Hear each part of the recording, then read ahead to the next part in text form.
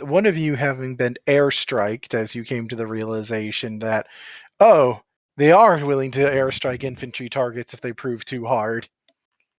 No, me and the lieutenant got Yep, airstruck. both of you. Both of you. Yep. Hey, neither of you died. Doesn't mean we're very happy. No, you're not meant to be happy when somebody shoots you with missiles from the air. I believe you were debating on how to turn yourself into a SAM site. Yep. And I believe my answer to that was good luck.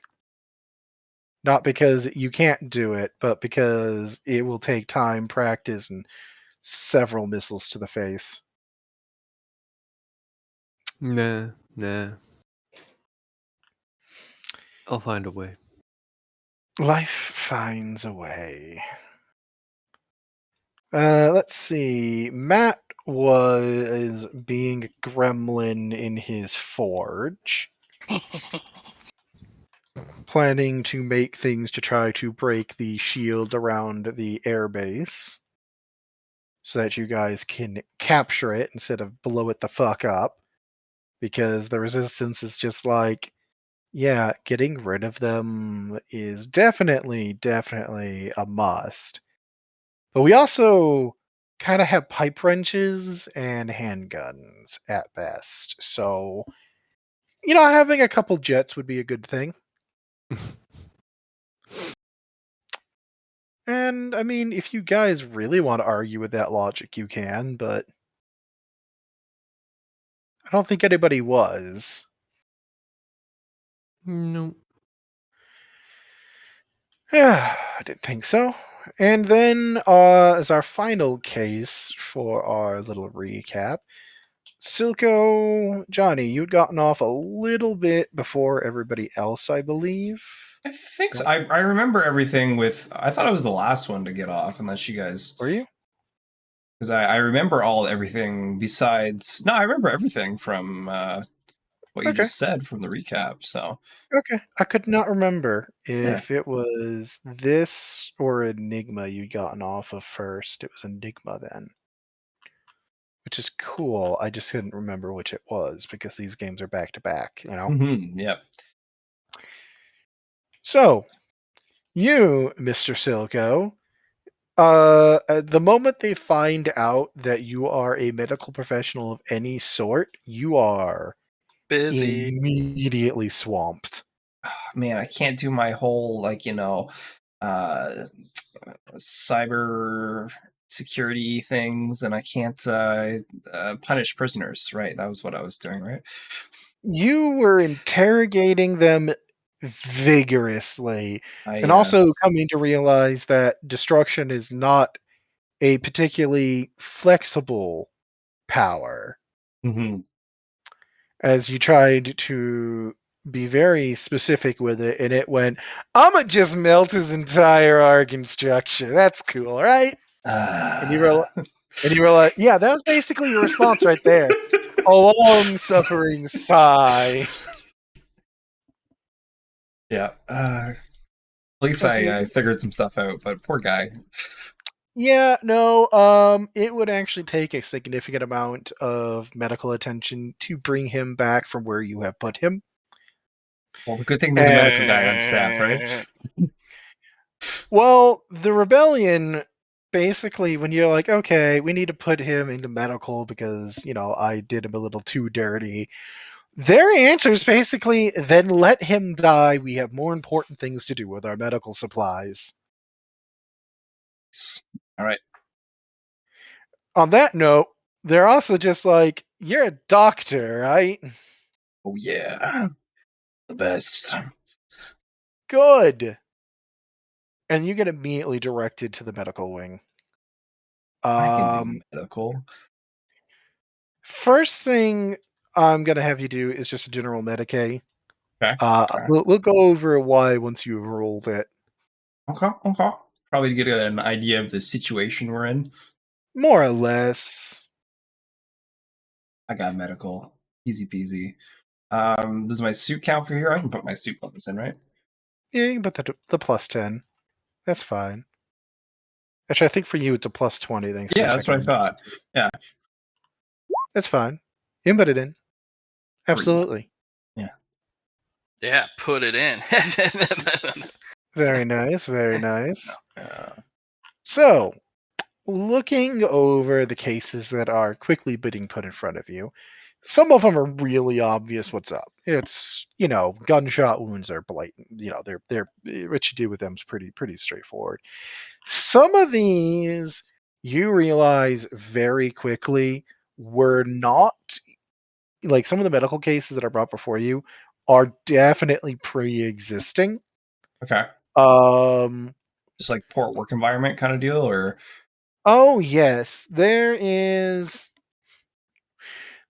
just a sickness that has been termed miner's lung at this point. And the Okay. reason it's called that is it happens to the miners, and there are so many reasons that it like there's so many possible sources that they've just kind of hand waved it all as miner's lung. Looking this over, some of these people have inhaled things they very much shouldn't. right. Part of that is a very good roll. Part of the reason for that, you as you're examining one of them, you find out that this guy breathed in some dust that a little testing later was plutonium. Okay. So I'm dealing with cancer pretty much. It's a mix of pneumonia caused from breathing in the dust be and back. cancer. Yes. One sec, guys. I don't know, Valley Girl. I think you could just, cut it off. It just looks like something burn or something. What's that? Okay. No, it's basically a combination of pneumonia and cancer. Oh, Pneumonia from the dust itself, and then cancer from the radiation.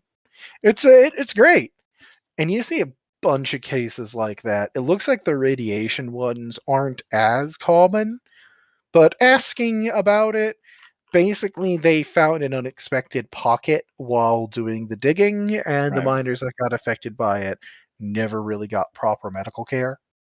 And they probably just didn't have the proper equipment for it because, budget cuts. Not even a budget cut thing. Remember, this is a penal colony. They don't give a Oh, shit. right. Budget cuts, nothing. They weren't really given much gear to begin with. And even then, like, they pulled people out when they realized it was radiation, because then they were like, oh, well, that's a waste of resources. We're not going to just kill people throwing them into this. Not because they gave a shit about them, just because that's a waste of resources. Yeah. But, it still is that those who found it are either very sick now or dead. Or With soon to be dead. Yeah, so but some of it is just, oh, this guy has had pneumonia for fucking months because he's been breathing in all this crap. Right. And of course, there's also the wounded from fighting with the federal military. Those are just the least complicated of your cases that are put before you. Funny enough, you are more often handed the pre-existing cases than the battlefield wounded, because they're like, oh yeah, we know how to deal with a bleeding stump. We've been doing that for a long time. But we don't have what we need to deal with why is my skin sloughing off slowly. So, yeah, that's to give you an idea of what you're dealing with. Ogre. Mm-hmm. So you got an arm blown to bits by an airstrike. And a That leg. was Yeah, that sucked, didn't it? Mm-hmm. And I had already told you that your upgrade to immortality came with the downside of it taking longer to heal because the Forgotten wants you to suffer for his gifts. Mm-hmm. Even though I And paid for them. remember, things came. We did exchanges of prices, remember? Mm-hmm. Either way, it takes about a week to regrow a limb, so it's not that much slower. You know? Mm-hmm. It's actually no, if I remember, you've lost 2 limbs, so it takes a grand total of a week and a half to have both of them grown back. Basically, if you have it takes a week to grow 1 limb, right? And it takes an extra half week per extra limb, so that you're definitely coming out on top on that math Mm-hmm. if you have all of them removed, but But here is the interesting bit. And there's not much you can do with this beyond informational because what was left behind wasn't anything larger than a finger. But Mm-hmm. after a while, you come to realize you can still feel the bits that got blown off. Oh, they're just somewheres? In fact, you can still move them. Like nothing's bigger than a finger that you could have crawling, and you can't see anything with them. You can't even tell where they actually are. But you could have a finger just start inchworming across wherever the fuck it ended up and probably creep somebody out. Oh, he totally does. Oh Just yeah, because that's amusing as hell. you can't tell if you're freaking anybody out. You don't have eyes there, but you're But it definitely amuses the moving hell it. out of me that it might. Oh yeah. So you have now discovered that hey, I can move my bits and I can still feel them. And then you feel a rat start eating like part of the meat that was left behind, and that's not very comfortable. But, hey. So that's what you get to find out from this little experience that Mm-hmm. not only can you still control the limb, you can feel it. And it doesn't go away when it heals and the new arm's back. I just Mm-hmm. imagine that, like, you're always irritated now. It's just like, The pieces that are being eaten by what you presume are various rodents or perhaps very hungry small children, Mm-hmm. um, those eventually you stop feeling anything from them. You assume that's the stomach acid having broken them down sufficiently that all feeling's gone. Yep. You don't know what sort of thing that'll have on creatures medically, but you know, it's a very unpleasant experience. Shouldn't have gone and ate my bits. Shit. Yep. No. No. It is a very unpleasant experience. Oh yeah. Um, For about those 2 weeks, yes, Blast is the most unruliest of drill sergeants. He doesn't yeah, even care that he's not a drill sergeant. yeah. So that sucks. Mm-hmm. Mm-hmm. Other than that, like the worst thing is the feeling never goes away. So from now on, you basically have a sort of ghost limb where it's not really that it's a ghost limb, it's just a limb that you can't tell where the fuck it is. Or I should say, fingers. Yep. Yep.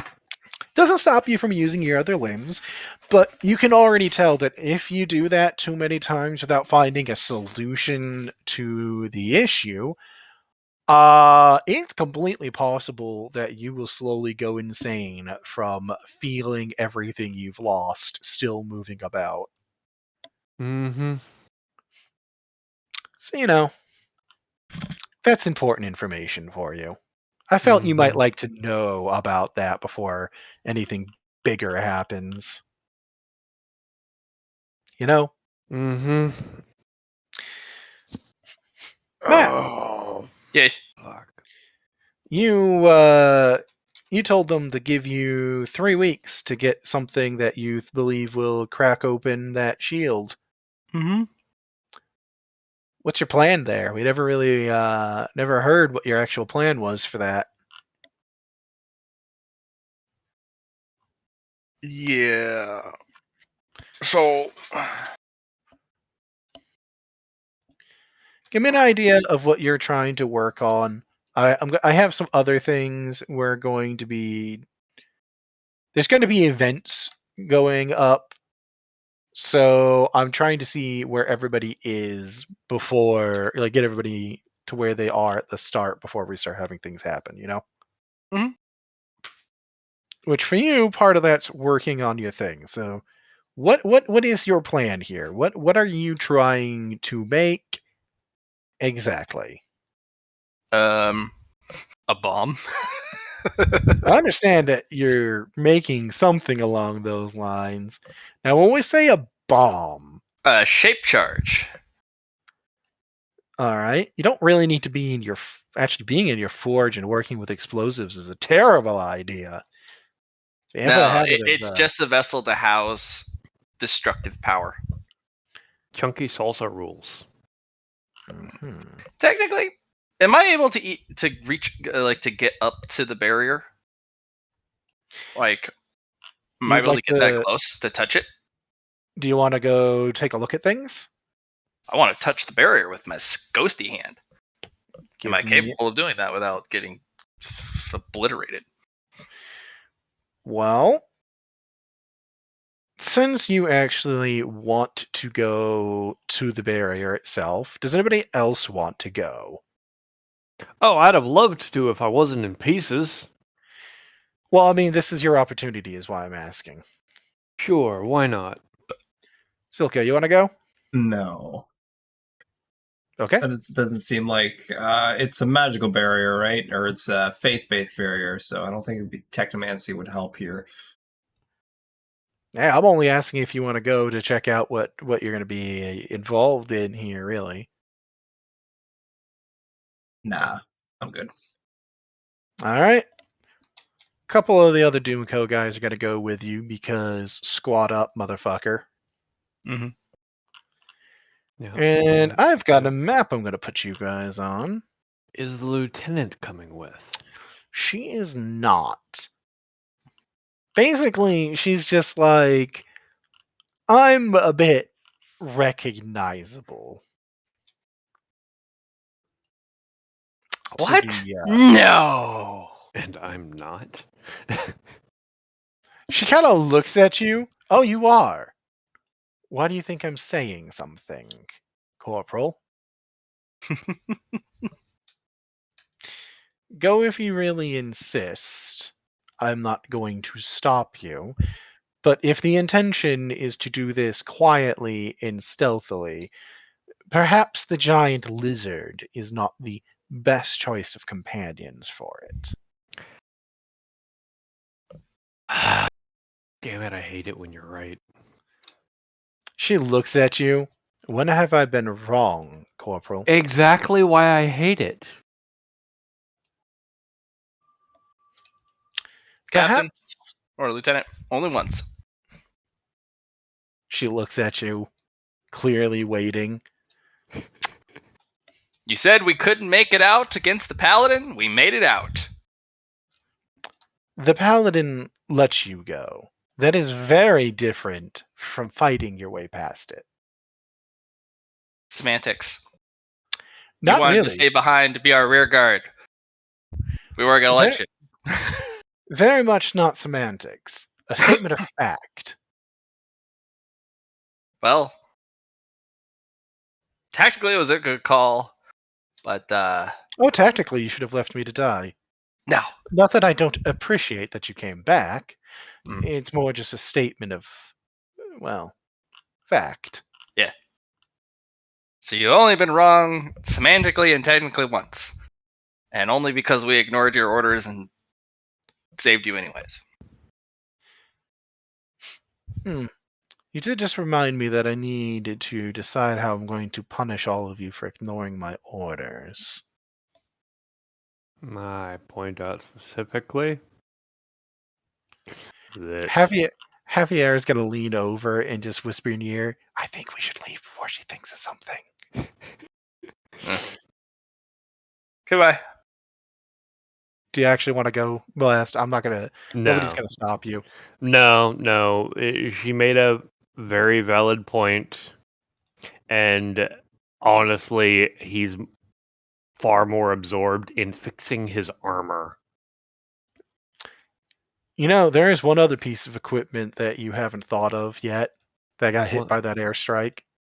Yeah, but I've got to be able to survive before I can spend some time repairing my fucking las cannon. Thermal lance. Yeah. That's not what I was referring to. Oh? What What's else the other broke? weapon you carry around that has a backpack ammunition container?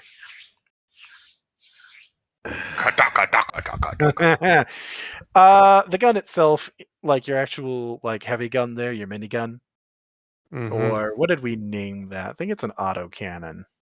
Rotary Yes. cannon. Rotary cannon. That's going to need some significant repairs, if not outright replacement too. Though, if you want, Of course. they do have one heavy machine gun that is the same caliber. It's slower rate of fire, but it'd still be able to use your ammo. You have a lot of ammo. No, he is a weapons engineer. He will sit there and repair his shit. Okay. I've was got a just week and a offering. half. Yeah, no, he's got a week and a half. Aren't you missing Alright. an arm? That doesn't stop Like him. that'll stop him. Like that'll stop him. Making sure my dynamic lighting is done correctly before I put you on this map, by the by. Uh-huh. Aha! I knew it. I did have one thing wrong, and that was that it was not on daylight mode. I fucking knew I had something. Huh. Yeah. Okay. Alright. Put you on a map. You are up here. Oh. Boop, boop, boop, boop, boop, boop, boop, Oh boop. my gosh, he's pulled out his urban map set kit. Yes, I did. Hold on a sec. I'm going to give team sight to this token so that you all can see. Alright, you should still be able to move. Did it just change your name to team sight? Yes. It did. Guess what's already fixed? Am I not supposed to be able to see that way? Can you see that way? Because you definitely No. shouldn't be able to. No. Yeah, no, there's a building behind you. Just head up and to the right or left, either way. Oh. Yeah, no, it's just starting you off in basically a little back corner. You've got your little squad here with you. Just keep heading across. Sure. Da-na-na-na-na. Stealthy tactics. Yeah, like I said, you've got your little squad with you. The main part of the squad is not going to go directly into this. They're actually going to hang back to be emergency support, and Javier is just going to go with you. Da-na-na-na-na.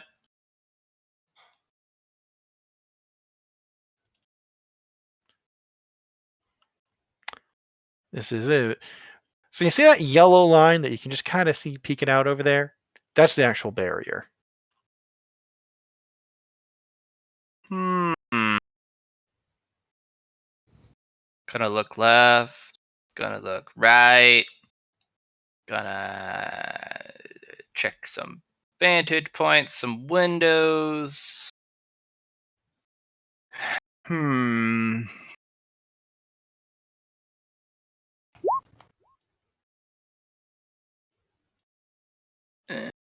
if things look somewhat clear, I'll do a hurried little quick move across the street. Go for it.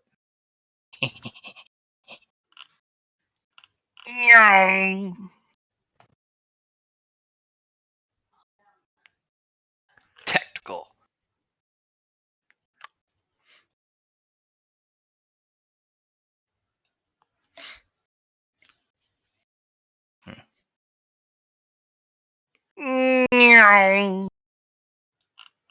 Yeah, I know you can see a bit around. Javier's just on the other corner as he's like watching too. You can see a few things down there, I'm certain. Yeah? A lot of dudes, Eddie. Yeah. These things here are actually on a bit of a patrol.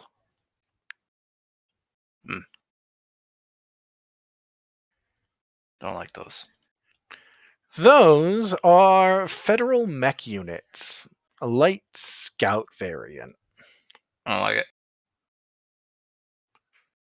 Most of these guys are milling about. You can see that there's a lot of ammunition that is being stacked up on like street corners and stuff. It Sure. looks like they're preparing to basically use this golden like energy as a bit of a siege position. Oh.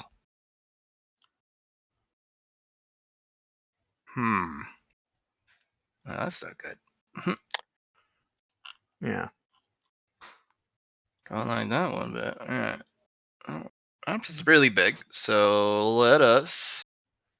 Oh, I had this map prepped for something else and real quick shifted it over for your recon.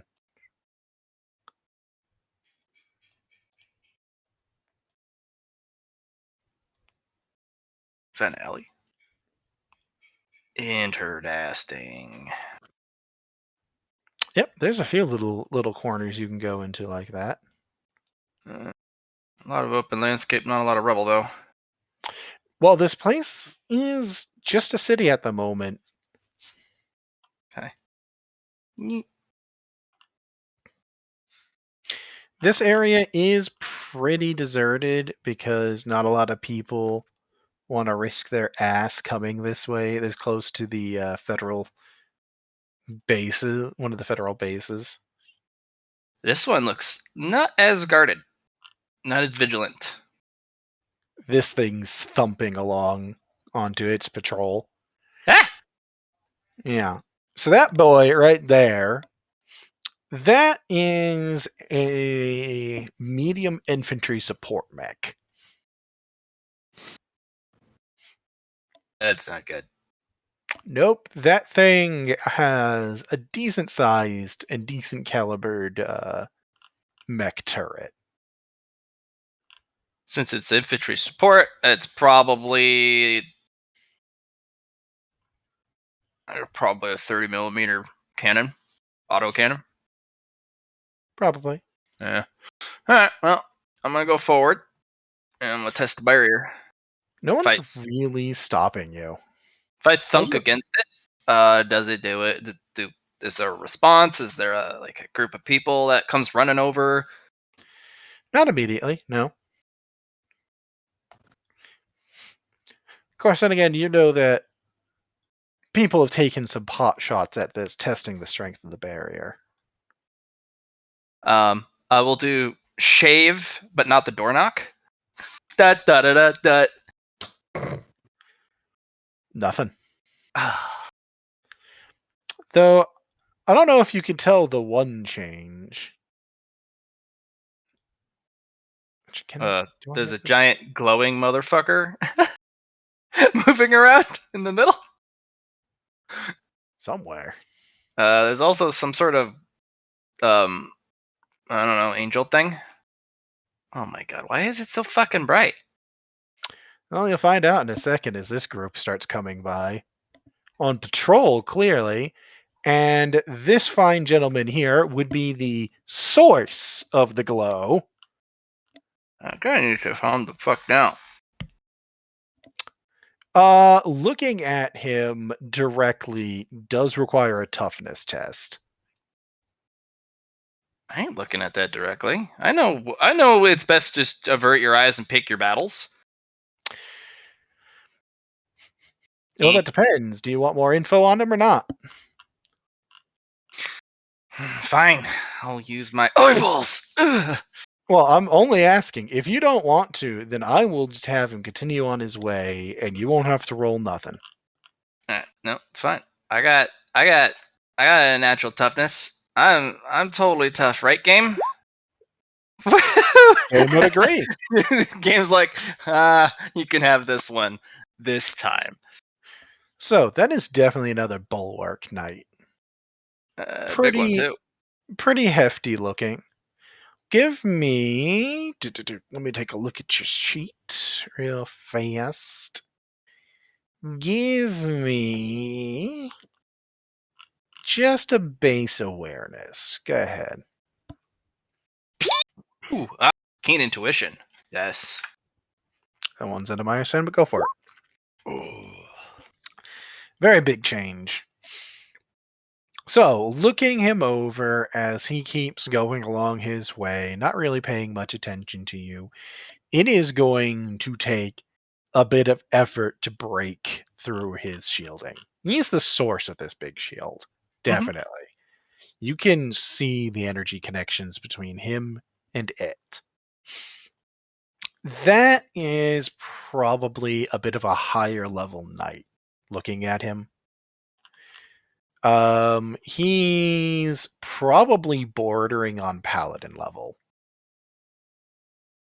All unto himself. As I'm just gonna move him like that, so you don't have all the glow all the time, and just I'm gonna. No, it's all glow all the time. Just gotta put the rest of his stuff away. Yeah, no, he's all glow all day. Here, I'll put him away so you don't have to keep staring at it. Or maybe the game will make us keep staring at it. Look at this. Yeah. Roll20 is just like, what's that? You want to make it stop? Here, I'll just put on GM layer for now. Why? Why is that? Why is that? Sorry, I just realized that part of my wall isn't up like it's supposed to be. Oh no, not Boop. the wall. Fuck. Oh, it's fine. It's not like you can get down there anyway.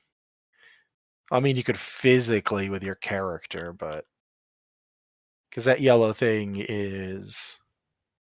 Actually, no, I just thought of something I can do. Why didn't I already do this? I don't know.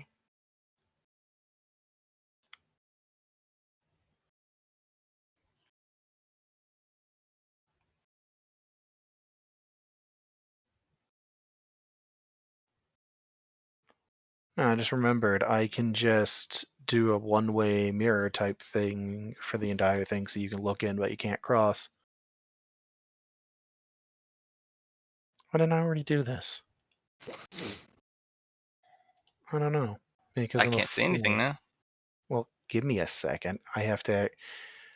Unfortunately, the one-way wall, much as it's nice, is a little finicky when it comes to figuring out which side the vision's on. There you can see in, but you can't move through. But yeah, no, he walks by, and there was no reaction when you just kind of knocked on it. All right. I'm gonna go back to the wall, and I'm gonna put my ghosty hand on it and go. That one requires a willpower test, please. Time to burninate. Burninate. Okay. The energies of your hand do not agree with that wall on a fairly fundamental level. Lots of sparks. Just touch of destruction. Mm-hmm. No, that is the, if you remember right, well, that's part of it, too. No, it's actually conflicting with the forgotten nature of it.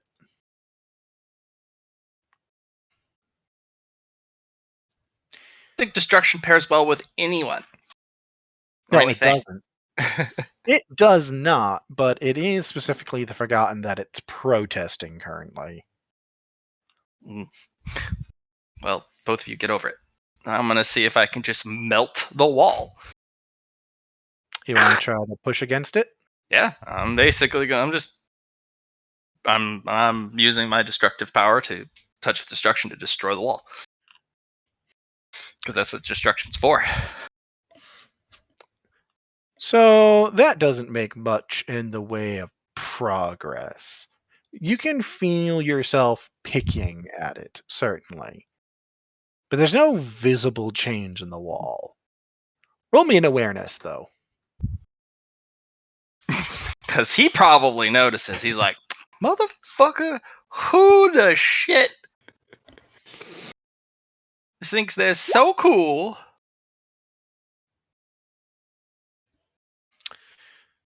As you're kind of sitting there and you're kind of picking at it and working at it and, trying to do what you're doing, you hear a very familiar sound that you don't like. The heavy sounds of metal feet on concrete. Hmm. At speed. Bye. Yeah.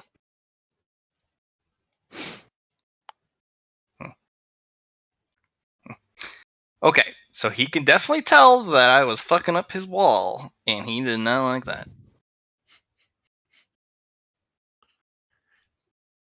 Do you want to hang around to see what actually rolled up? Yeah.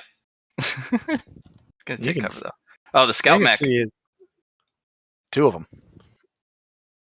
And they came with speed and presence, right? They moved fast. Oh, they came in fast. Mm-hmm. They're If you want, they're now beyond the barrier. I bet equipment like that's not easy to repair. So if we they're can pull definitely some not assets easy. out and we just blast them next time. You want to roll me an awareness test, or not awareness, a stealth test, please? Sure. I'll roll awareness. I'm not forgetting the negatives for locating you from, your The- forgotten stuff. Yeah. The pass unseen. Hmm. But I do need a stealth test still. I did. Oh, there it is. Cool. Yeah, they kind of move forward, spreading out a little bit. You are destruction. You are the night. You are Bat Boom. And out from Shut behind up. them come these gentlemen. Part of Those. this Huh. that is proper military gear. That is not police action gear. That is proper. These guys are in power armor gear. Oh, dude. I poked the hornet's nest. I have something that actually poked the hornet's nest. That's nice. Oh, this is bad though. Yeah. You can see them all taking looks around. I've made their rolls already. They don't seem to have noticed you. As they're kind of stop here, and you can see them scanning the area. They're definitely trying to figure out what the fuck caused that. Is there a permanent marking on the barrier now? There is not. The barrier is a physical manifestation of the knight's faith, right? Unless you actually shake his faith, you will not leave a permanent mark on there.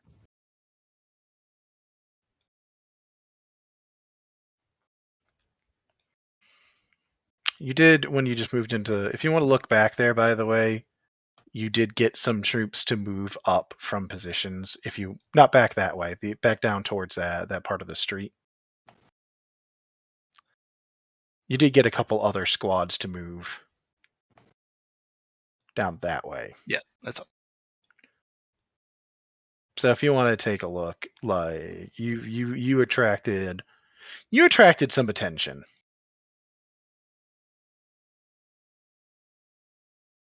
So there's quite a few squads there.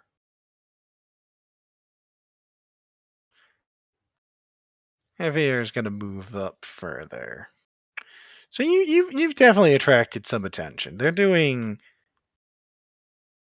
a patient patrol, search pattern for the group up here. They're moving slow and careful. Javier's like, I say we not be here. That's the plan. So, yeah, it's not safe. Nope.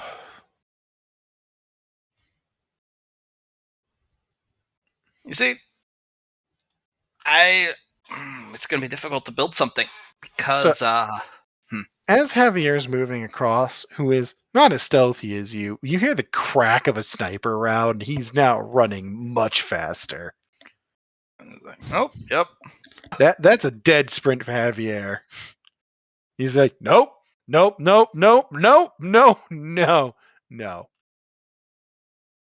need to become another blast. Nope. Though Major Pursuit does not follow you. Yeah. We'll kind of be like, all right, so I don't have enough destructive juice to break something like that. Not unless I get to put my hand on it for quite a while. And then probably just a localized opening. But you saw how fast that response was. They're not going to let me stick around. Javier's kind of nod along as he's like, yeah, they were not happy campers. Yeah. But it just goes to show that barrier is fallible. I will be able to construct the means He's of like, destroying that. The downside, I absolutely know I can break that barrier. It's calculating how much force is required without destroying everything inside. And he's like, and, once you have it open, dealing with what is inside. Actually, we can whittle them down. If we pull them outside the protective barrier, we can ambush them and punish them for coming out. Well, I understand where you're going with this. I'm hoping it'll be viable. Well, we need to reduce the amount of troops inside. And they have a lot of resources they probably can't afford to lose. But since they are confident enough that they are powerful and strong, they're using them without hesitation. But they're also not pursuing deep into the city, which means they do fear to lose them, but they need to protect the main asset. So I think we should continue to experiment with stuff, pull forces out, hit them and destroy whatever forces come out, or make it costly to come out of their little turtle shell. They want to poke their head out of the burrow to come stop the predator from scratching at the door. Well, they're gonna get bit. Ralia is going to kind of, I assume you'll probably have this discussion once you actually get back to base where you have stuff you can actually plan over and the like. The amount of forces that ran out where it was not small. Ralia will look over your cam footage from that, and he's going to be like, no, that was actually a fairly small squad group. The biggest thing they moved out were the mechs. Mm-hmm. The actual infantry squad, they only sent a squad and a bit. Mm-hmm. One full infantry squad and then a squad with a heavy trooper is what they sent out. Yeah. That's not much in the way of their forces unto itself. But those mechs, those are fast. Those are scout mechs. Those are very valuable, especially in urban combat.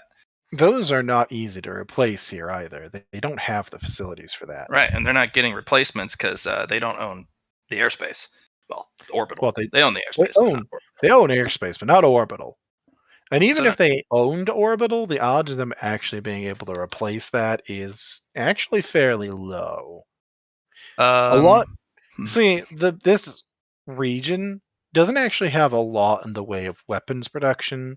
They would rather move the minerals and materials out of this sector and then build it outside of the penal colonies and then ship stuff back in to make sure we don't get a hold of manufacturing pre-designed for these weapons. One successful rebellion seizing a weapons facility could mean 100 other planets falling, as far as they're concerned. Yeah, so I'm thinking we rough up the infantry with some IEDs, call out those mechs, completely smash any response that come out, rinse and repeat. Because they came out in a hurry. Whatever I was doing to that wall, the guy didn't like it. Not one bit. It's like, we've been using hit and run tactics and ambushes this whole time. It's probably why they didn't follow you as it was. Yeah. They've already learned a, Hefty let's call lesson. it, valuable lesson, yes. But It's that night's a problem. That night Yeah. is basically an honorary paladin of itself. But if I break the barrier, it's intrinsically tied to him. Yeah, we'll have to deal with whatever's inside, but that guy's not going to be in good shape. Because that barrier is part of him, if not him, a representation. And if it breaks, it's also a metaphorical showing of the shattering of his faith. Which could hurt him in a different way. Yes. Blast! Hmm. It's been a few days. A couple days before Siva comes to do her test. I assumed you were probably doing a little experimentation beforehand, figure out how you want to design your thing, all that, Siva. Yeah. But it's been a couple days. You've gotten a little bit more settled in with the rebels at this point. And Blast, you get a message from Orbit, or a communication request from Orbit, I should say. Okay. And it is the Spirit of Vengeance. Or Vengeful Spirit? What did you name it? I keep calling it the Vengeful Spirit of Spirit. Vengeance. Vengeful Spirit. Why do I keep getting that backwards? Well, either way, Vengeful Spirit. You're getting a message from the Vengeful Spirit, as it's just a communication request at the moment. Yep. I assume you pick up. Yeah, he'll go a little ways away because it's trackable, but still. When you pick up, first thing that comes out of the communicator is, Mr. Blast, we have an issue. I am listening.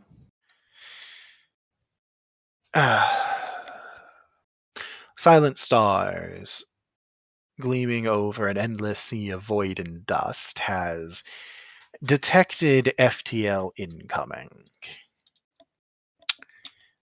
Based off of her assessment, we are either going to be dealing with a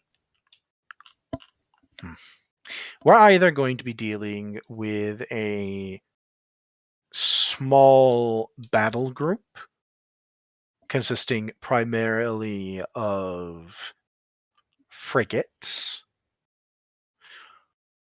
or, well, the biggest thing we could be dealing with that we know of at the moment. This is not concrete, I should say, given that this is a rough assessment based off of, well, early detections.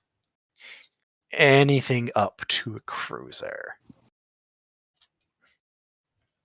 Joy. If it's a Yeah. cruiser, it's a cruiser with just a frigate escort. But it also doesn't need to be larger than that either. Mm-hmm. Do we have an ETA? Given that she detected it now, 2 2 hours, maybe. Even for us, detecting things in FTL is not an easy task. Yeah. Point of fact, Understood. for someone who has been learning about ships, you weren't Mhm. aware the cutters could do this before they just told you this. Yeah. Hey. What they did is, by the logic of most species, impossible. Everybody else considers it anything in FTL to be undetectable until it drops out. Damn, Cutter's cheating again. No wonder no Yeah. one can have a fair Yeah. fight. Well, he's cheating. Nobody fights the cutters unless they really need to. Yeah. Or they have very bad ideas. One of the two. He's just like opinions. What was that? The opinion here on the ship is that we should not greet them. By that I mean, unless it is something small that we can pick at, I am going to be pulling the Spirit of Vengeance out of orbit and refusing engagement. Understood. We'll also get the Steam Cradle the fuck out of here now, because it's a slow piece of hardware. Yeah. Once, with forewarning and the ability to get moving, I am ruling it that basically, if you do not accept the engagement, you can run forever. There Alright. is, like, I know I don't really have any momentum rules for directly, in combat stuff, but I basically have it where if you have refused an engagement or you are not being forced into it by the environment, they're not going to catch the ship so long as it never stops. Gotcha. So you can be comforted in that, Matt. Yeah, which is the point where he's going to be like, hey, this is the point where he has to go to the person in charge on the ground forces. That would be the lieutenant. I will remind you that No, not Hmm? our lieutenant.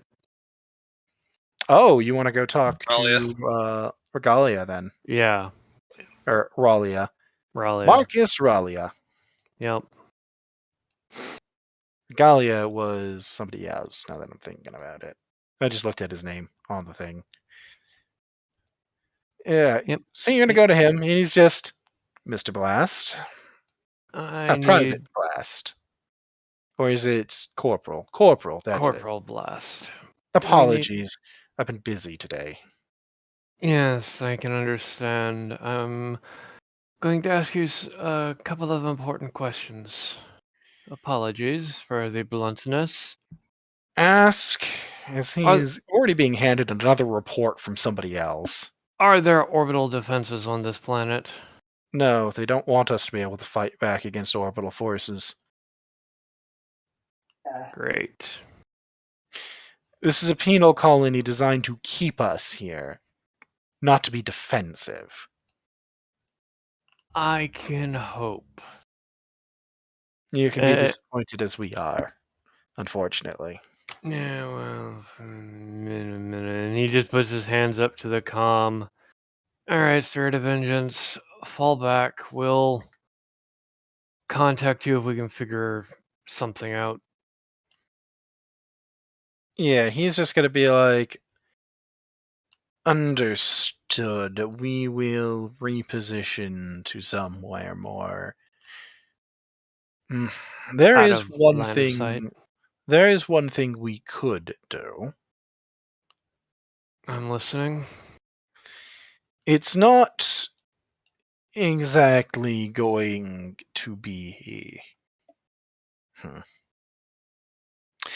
What we could do is we could make a small trip into high... really. It's a low orbit, high atmo. And see if we can't drop some people off to assist you on the surface.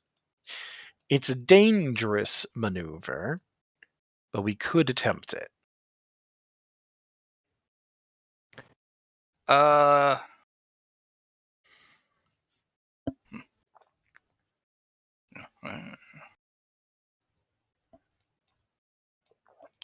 This ship wasn't exactly designed to enter orbit.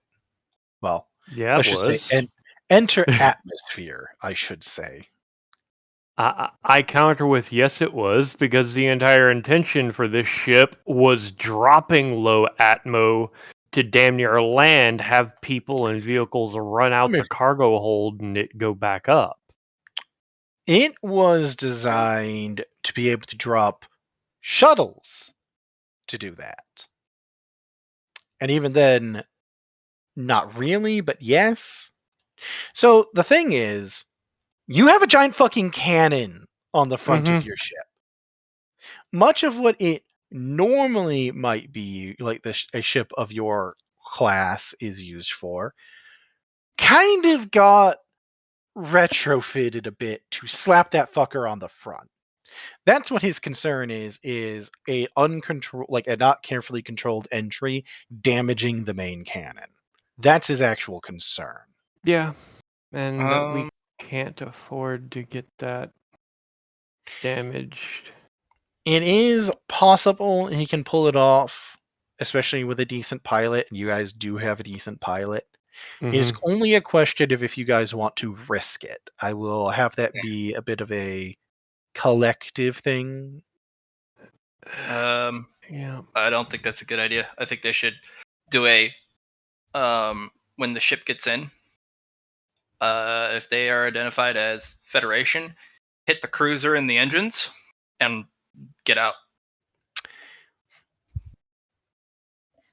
Your ship is physically capable of threatening a cruiser, In 2 dependent seconds. on the size of the cruiser, the type of cruiser. No. Some cruisers, your ship doesn't, like, your captain does not want to try to play silly buggers with. Here is a question. Can we,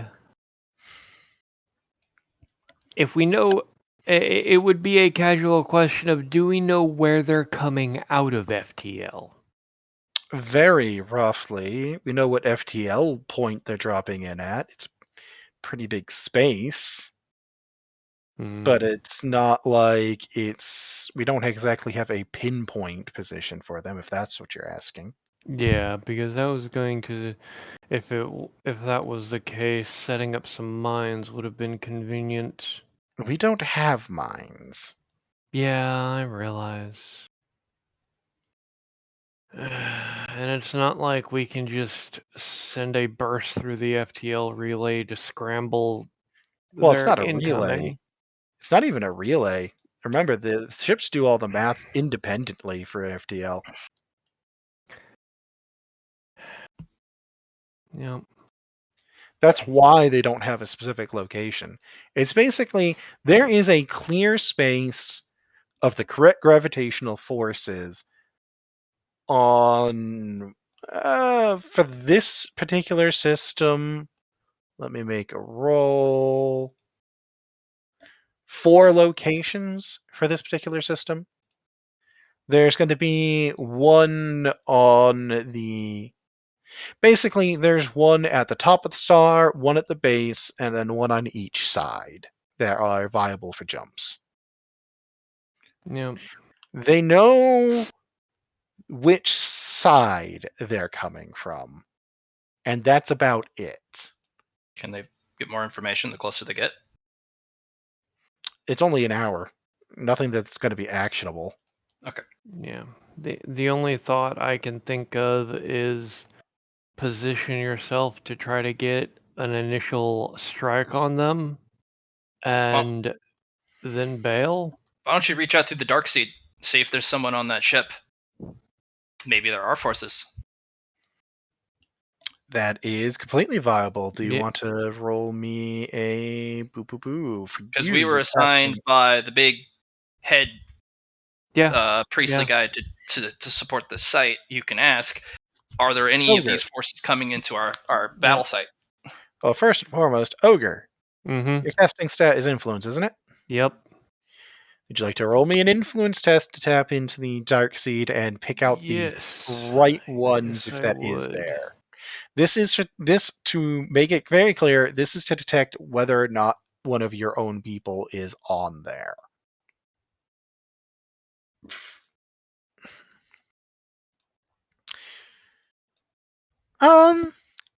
Yeah. When you kind of look through the dark seed network and you kind of take a look over there, you do actually find that there is at least one Forgotten that is on the incoming. One who is blessed by the Forgotten. Okay. When you kind of reach out to them, you will get kind of the mental handshake back for the connection before kind of a voice comes over and it's just, brother, what is it I can help you with? Brother, Done. I am in a bit of a conundrum. Brother, Babe. hit the heavy flamer, brother. Can I Brother. ask what vessel you are aboard? Classification. Danny boy. I am aboard the heavy cruiser Undying Faith of the federal military. I will specify Napkins that I'm an too? infiltrator, so I would like to minimize contact if possible. I contacted you specifically because my heavy frigate, the Vengeful Spirit, alerted me to your approach. I would not recommend being within an engagement range. I would highly recommend pulling your forces out of the system if possible. Might I ask if that is possible for you? I have been given direct orders to use all at our disposal to aid this effort. I see. So you cannot withdraw. I understand. I would recommend going to the planet with whatever you can and remaining there rather than trying to engage in orbit. At the moment, this ship has an unexpected guest. And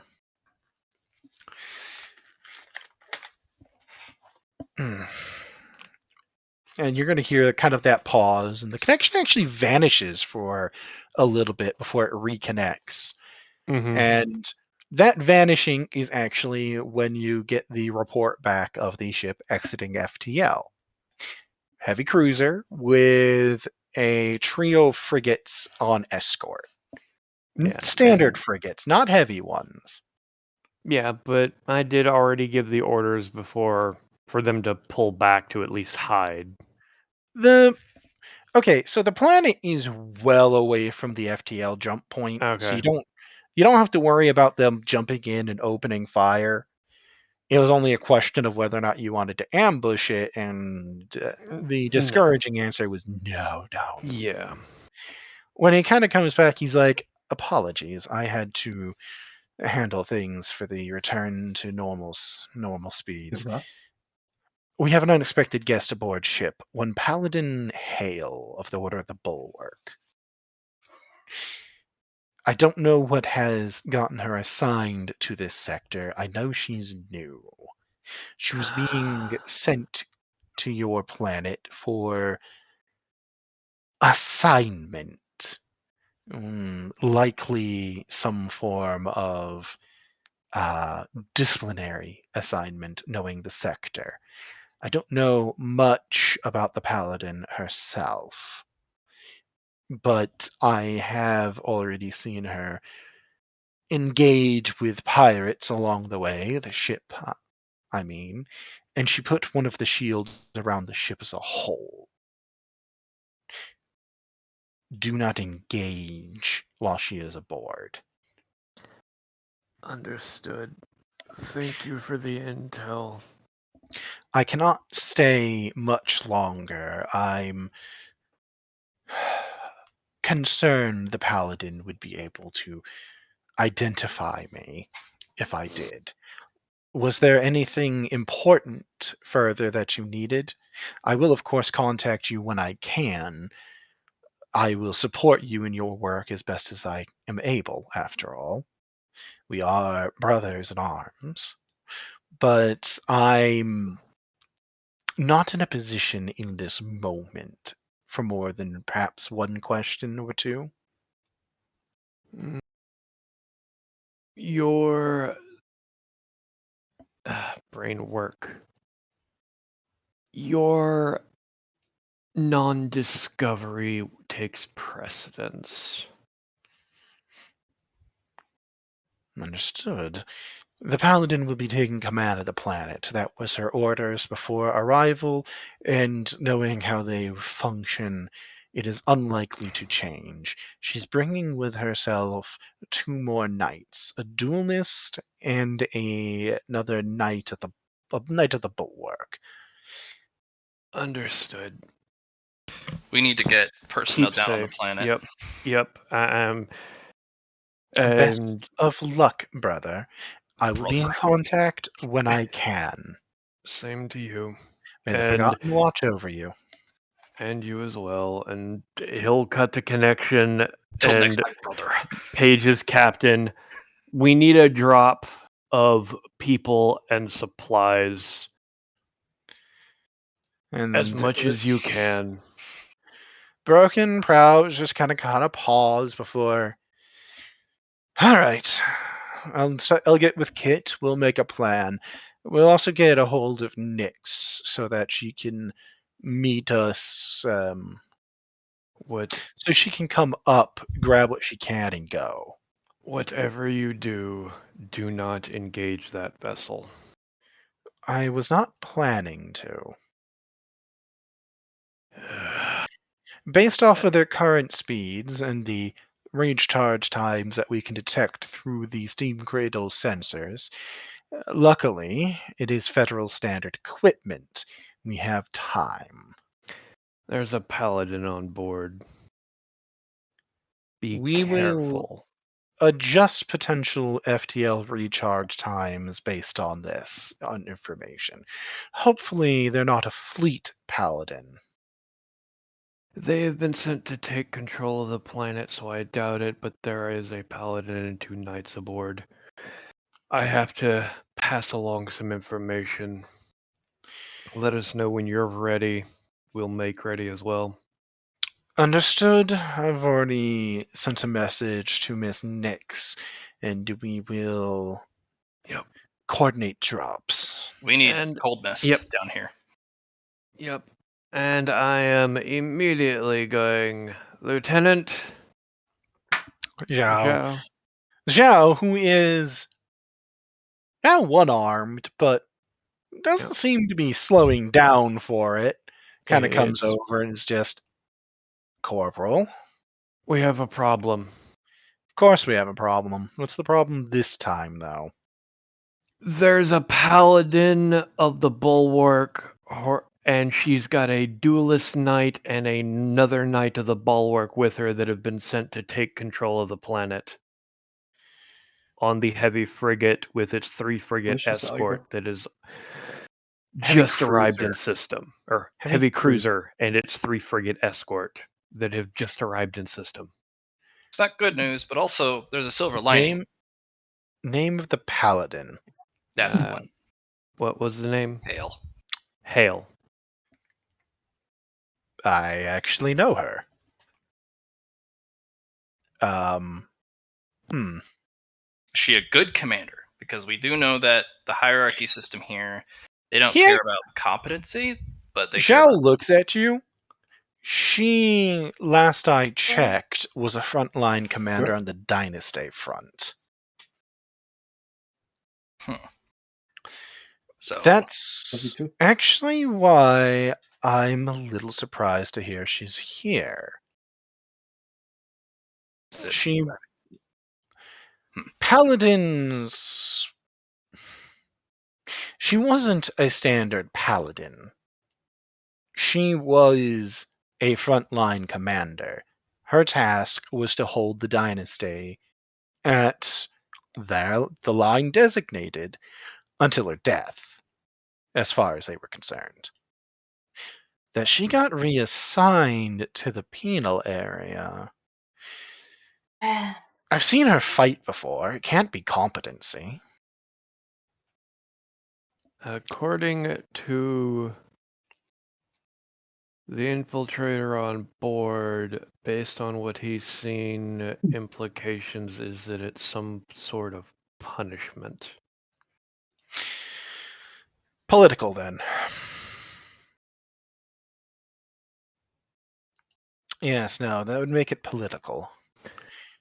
But I've also been told she is capable of doing a similar shield to the Knight around the entirety of the vessel. She's one of the heads of the Bulwark Order. I wouldn't be surprised if she could do a lot more. Fuck. That means me building a shield breaker is so much more important. Mm-hmm. And it's She's going to going need to to be... look at you. That means that any shield breaker you make to take on her would probably have to crack the damn planet. I The have a Knight... spell for that. Don't!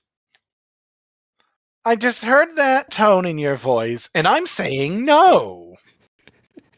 But if I train real hard, I could do it.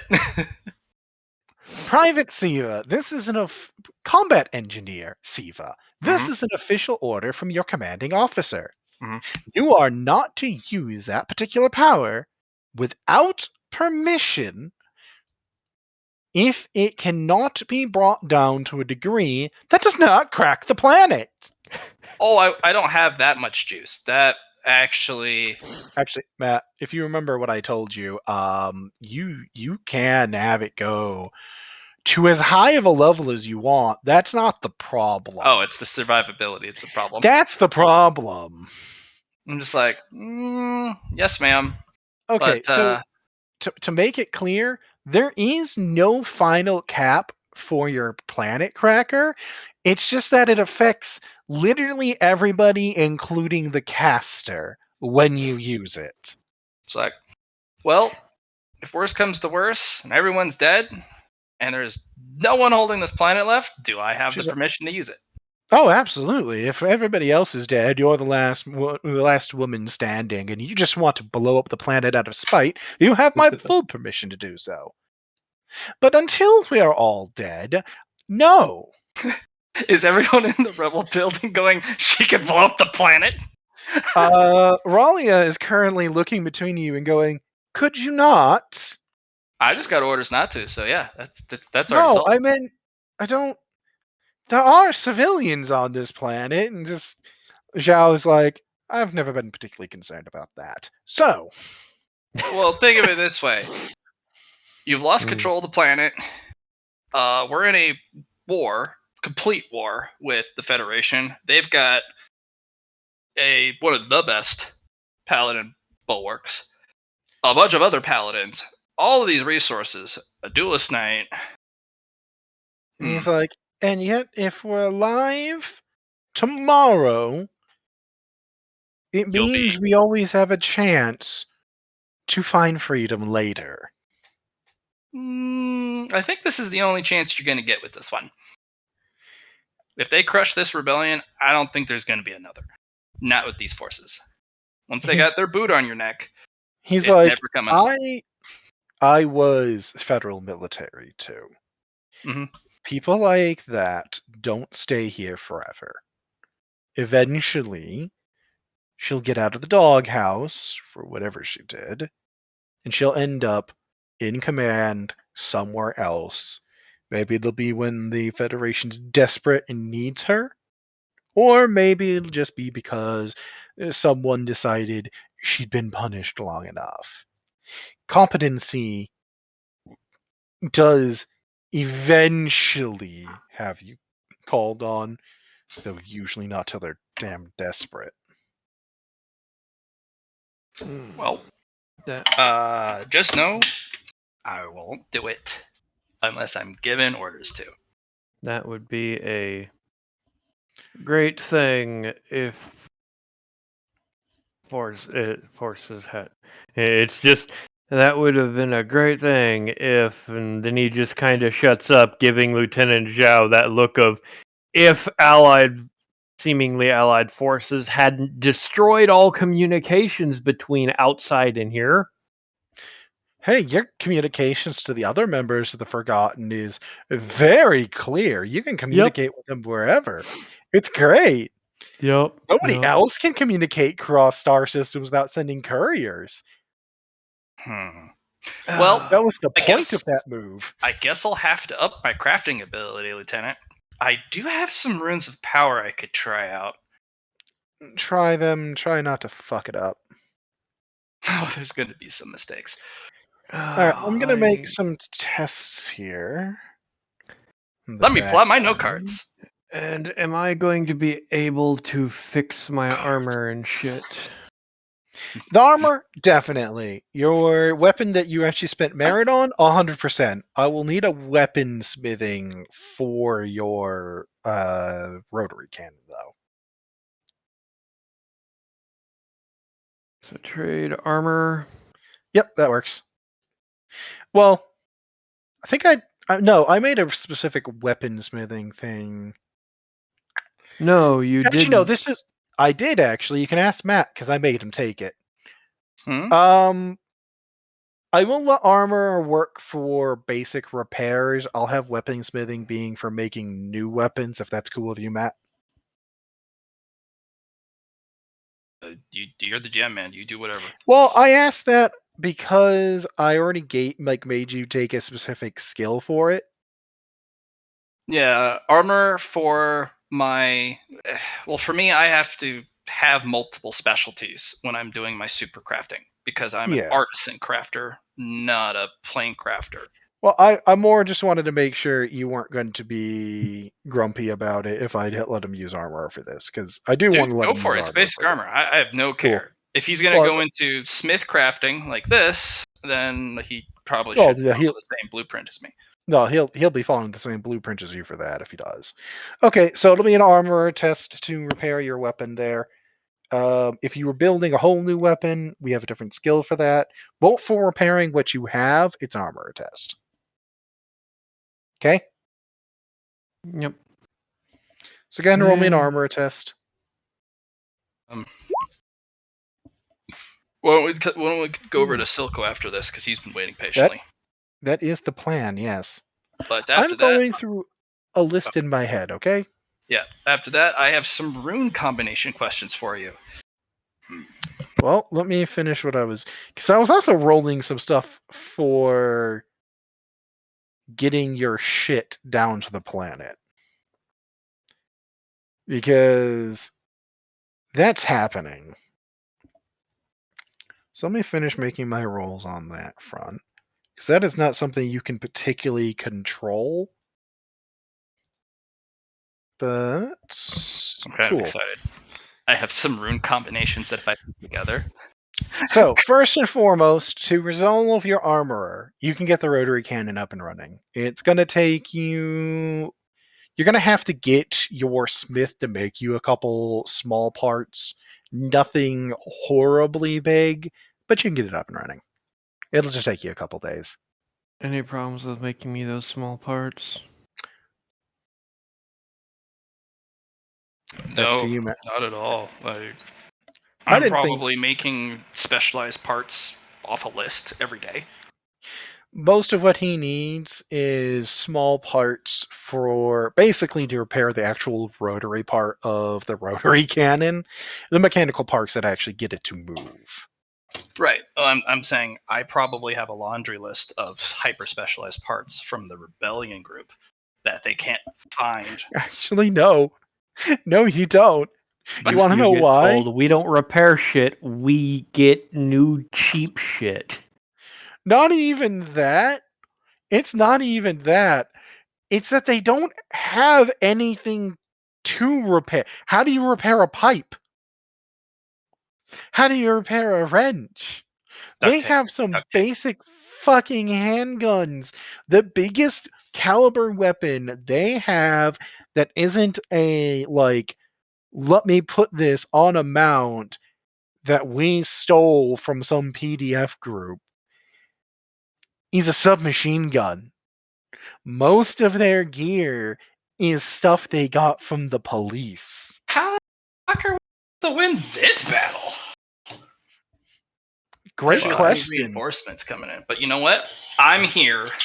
We got Mining explosives is mostly what they've been using to do damage. those will work though. Oh, Yeah. those will work.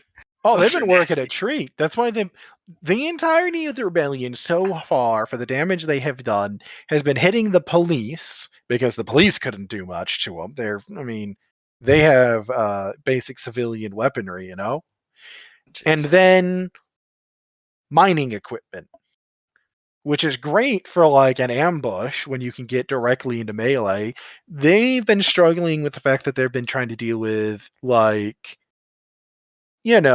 squad automatic weapons and grenade launchers.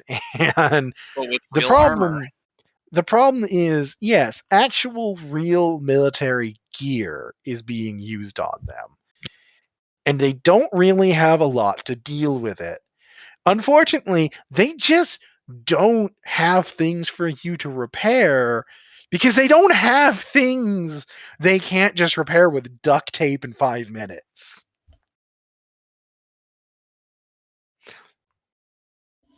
So yeah, that's a bit of perspective for what you're dealing with for resources. Something between Jack and fucking shit. Welp.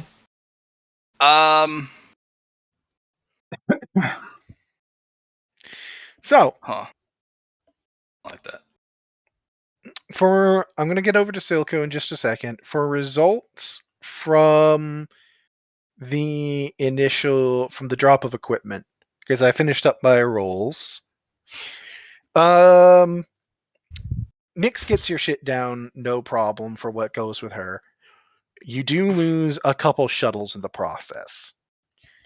Most of what was lost was gear. You did lose a squad of your people, though. Of, like, your people, Blast. And you lost one of the extra Doomco squads as well. Man, this is brutal. They got lost to actual air support. Luckily, the frigate actually shot down some of their fighters in the process, because it has point defenses and used it judiciously. I'm gonna ask the lieutenant, if we fired the main gun on that shield, do you think that shield would hold? She looks thoughtful. She's like, maybe not. I thought we were trying to avoid collateral damage, however. Are.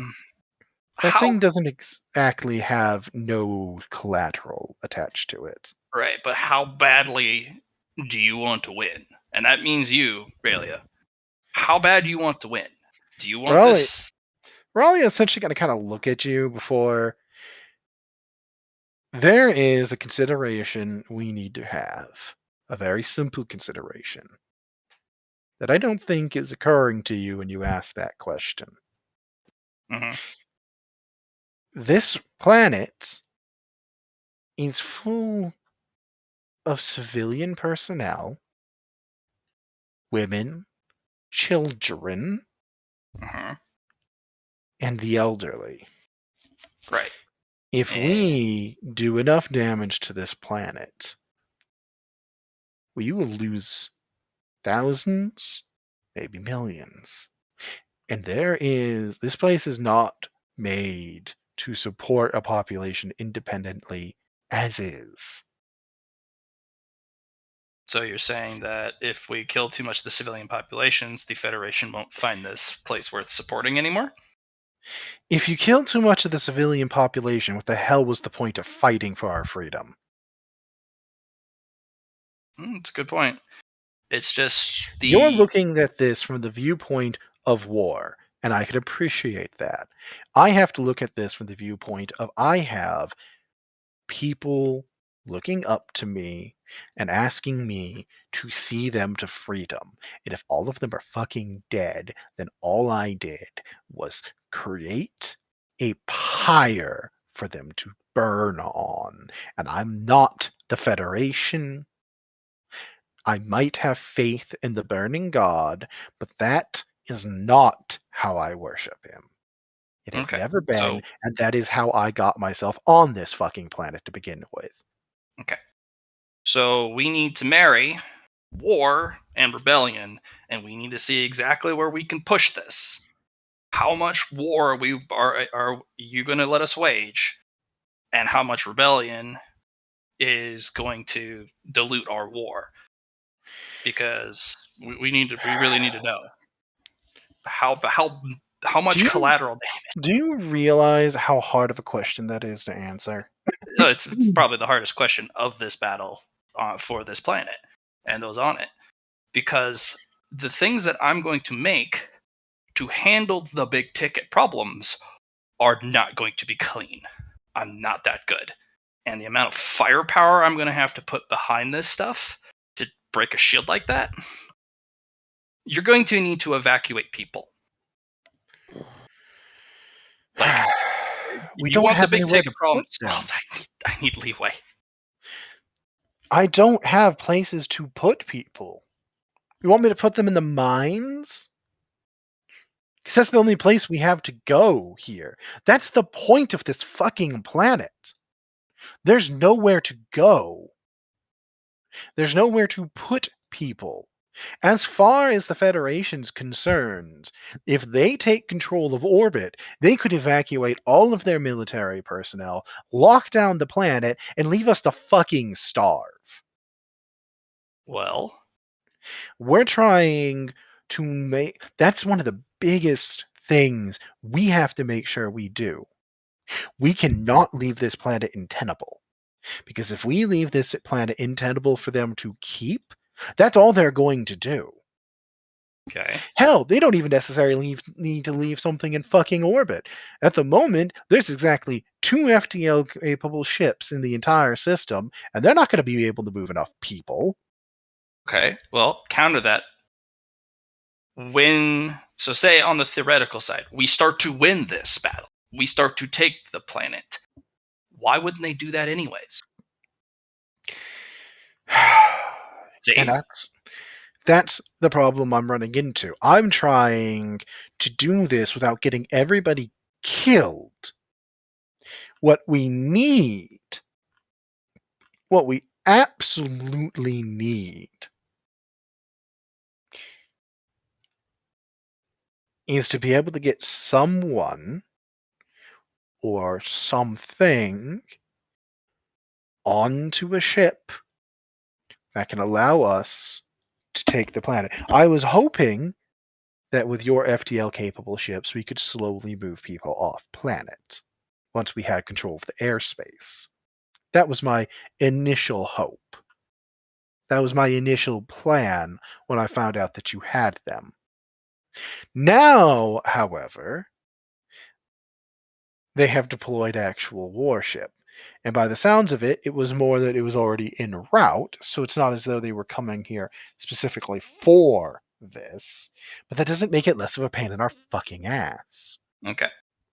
So I think our initial solution is going to have to be eliminating those ships, one way or another. Once they are gone, if we can do it without them being able to pull out and taking all their supplies with them, then we are in a position where we can actually do this. Because that's one of the other problems I don't think you're grasping. They have the food. Yeah. right now, they've actually cut us off from the food already. Yeah. We're Hey, working off of stock. hey, Siva. These are questions that need to be answered, man. They're nasty, awful questions. No, they're nasty off. It is the mathematics I've been working with. But Mr. Blast, what did you have for us? No, I just had a question that came to my mind. We've been thinking of ways to break the barrier. Like, Siva, Yeah. we have another connection. Have you thought about trying to corrupt the barrier? Like a poison? Yeah, but here's the thing. That is directly connected to his faith. It would literally have to shake his faith. Yeah, And what if you create a poison based on an opposed faith? I do not want the burning god to burn me alive, because that might get some seriously bad attention my way. But I do have a poison. Oh, do I have some poison that I could Fair enough. easily use on this guy. I was just asking. Oh no, I have a barrel of poison I could use, and that it could burn that barrier, shake his faith, poison him. But he's connected to his god, and I don't know what that would do. Fair enough.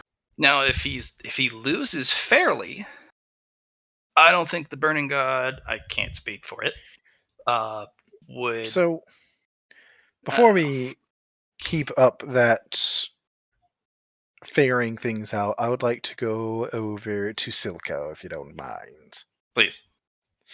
Silco!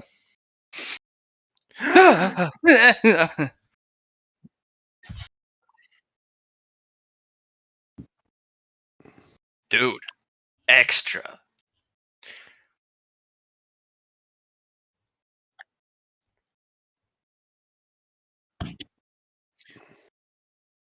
So, Silco, they have hot dropped what equipment and personnel they can from the Vengeful Spirit down onto the planet. Your medical expertise is needed there afterwards, as they did get shot to shit on the way in. But beyond medical stuff, what do you want Silco doing? Like anything in particular, or would you like me to kind of move a couple things along?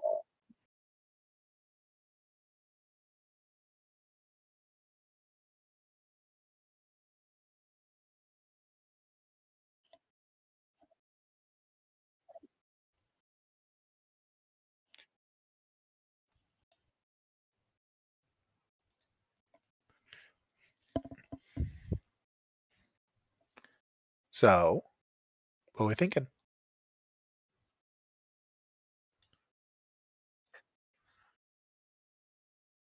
Yeah. You are not directly beholden to these people. So if you do want to go work on your communication stuff instead, they can't actually stop you. And it is important enough that it is a valid route to go instead of just medical work, because medical work, unfortunately, can end up being an endless task.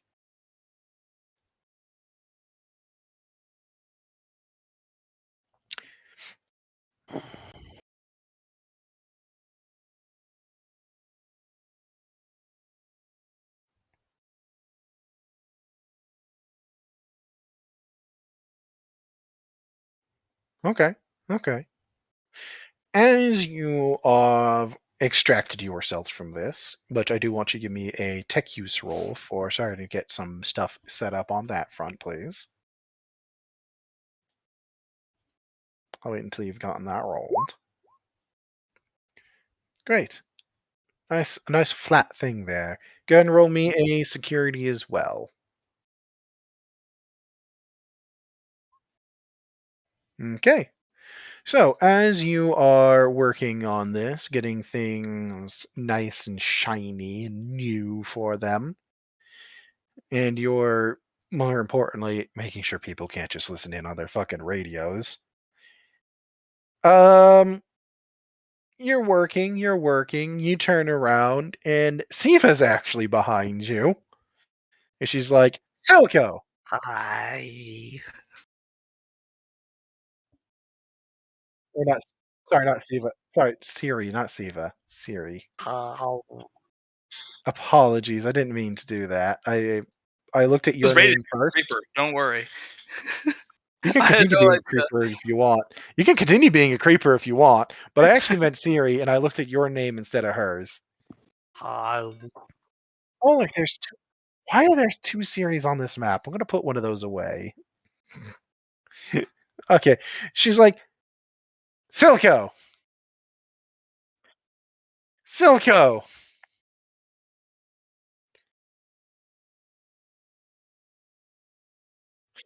I almost died. Drop, drop, you. I.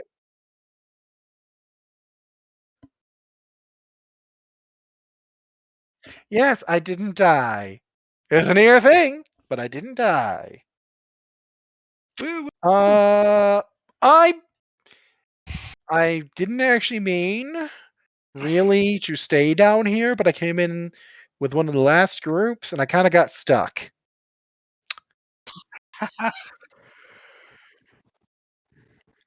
Well, I came down because I was bringing you a gift, and I wanted to make sure they didn't destabilize on the way down. You know our first batch?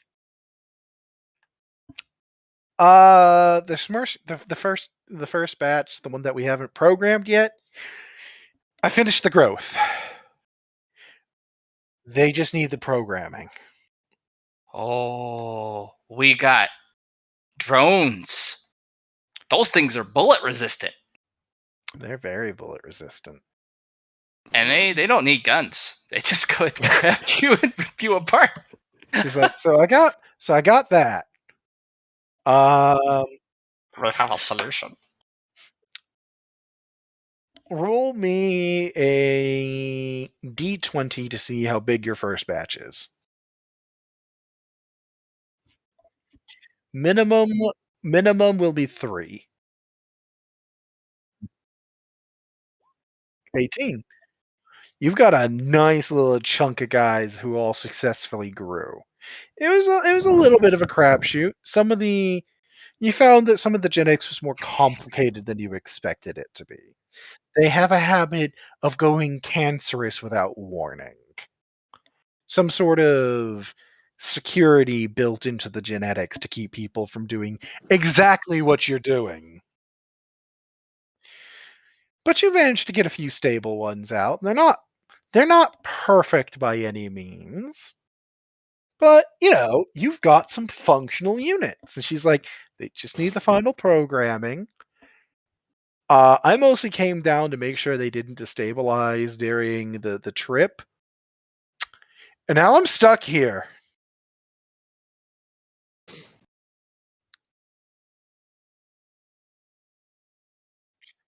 I'm stuck here. I had a nice lab, Silco. Grabs you by the lapels, starts shaking you. It was expensive and fancy. And nobody was questioning my morals in it.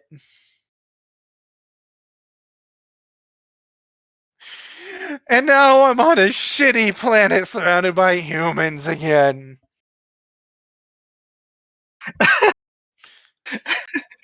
I bet she doesn't even say that quietly. No, she's getting several looks because she yelled this at the top of her lungs.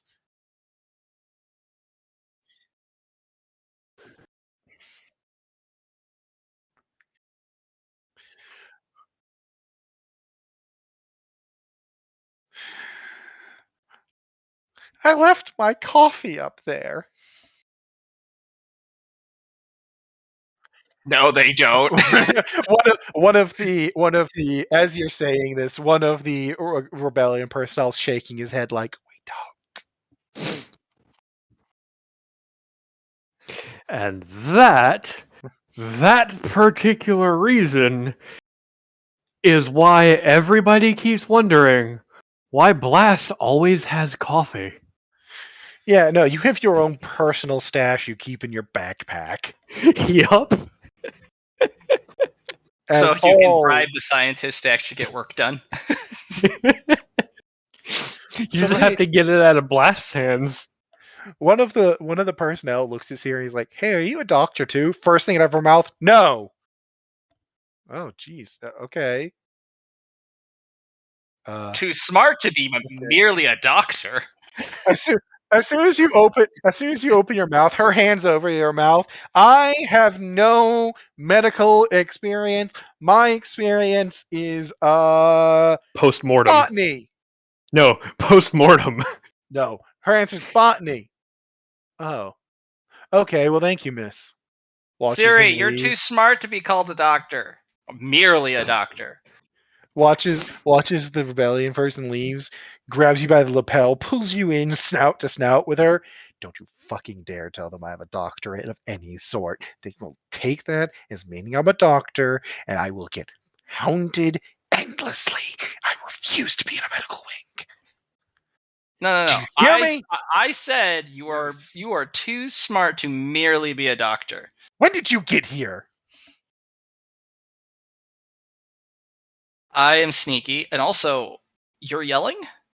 And this is a really small warehouse. And you kind of hear somebody else go, "Yeah, it is." There, You don't even know who. Just somebody.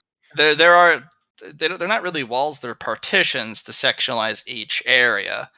I hate this place. Well, you know what? Just think how hard you're going to work to get out of this place. So you can go back to your fancy, super awesome luxury lab don't and coffee. Want to work hard. If you don't, you're going to die. And we'll I have want to work no hands in it. smart. How about both? Have you not heard the phrase work smarter, not harder? No one says work harder and smarter. People say work smarter or harder. That's because people aren't trying hard enough. Blast just leans around the corner. I disagree. If you're not working smarter and harder, you're dead. Isn't Keeps that called walking. cheating? Because you got to cheat or you're not trying. Exactly. That's He what I looks thought. at you, Blast, leans in, or not Blast, Silco, and leans in very close. If I make like a biovirus to kill everyone on planet, do I get to go back into orbit then? Damn it! What? No. I'm a lizard. I don't have wings. I'm a lizard. How am I supposed to fly? We're talking shuttle. I can hey. fly a shuttle. Siri? You can roll scrutiny on that, by the way. I Yeah. could fly a shuttle. Can you land it? I can Theoretically. fly a shuttle. That's the only answer she will repeat is I can fly a shuttle. Siri, What? if someone's destroying this planet, it's me. Okay? Not you. I already have dibs. If it comes to Somebody immediately, one of the railing personnel just goes, "Please don't." that. We've already agreed that I'm not going to. Siri's like, "You're definitely going to, right?" No. Oh. Not unless ordered to. And if I do, we all taps the die. side of her nose. Just taps the sides of her nose, like, "Yeah, I get you. I get you." Also, you might survive your option. I won't. Well, I can design it so that all of us starts gesturing wide, pauses, looks around, and then shrinks that gesture to the immediate people, us, to live. Nope, because you have to also protect all of the civilian personnel too. Do I? Yep. Do I? You know what? Just make more of those things. If we have enough of those drone things, this will literally be easy. Hey, Silco, would you like to tell her what we're missing for making more of the drone things?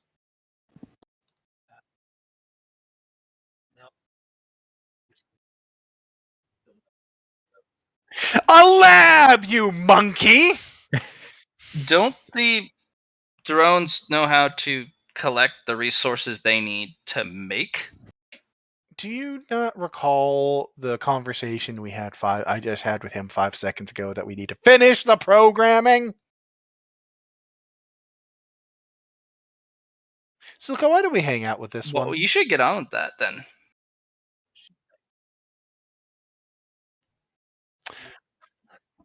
Hey, I Matt, mean, could you roll me a scrutiny? I'm just like, well, you know what, Miss Please Siri, roll me that scrutiny if before you you finish need a your thought. lab, Please roll me that scrutiny before you finish that thought. She has a scalpel now. You don't know where she got that from, but you know where it's going. in If my you neck, give her any sort of a chance, yes. I'm like, Miss Siri, you know I could just build you one. Yeah, I'm a smith. I can make anything. Oh, makes you an architect, does it? Yeah. That makes you an expert in lab equipment, because you know how to make things that shoot people or stab them. She's got crazy eyes right now. You do realize that I can literally make anything, given enough time, including lab equipment. And yes,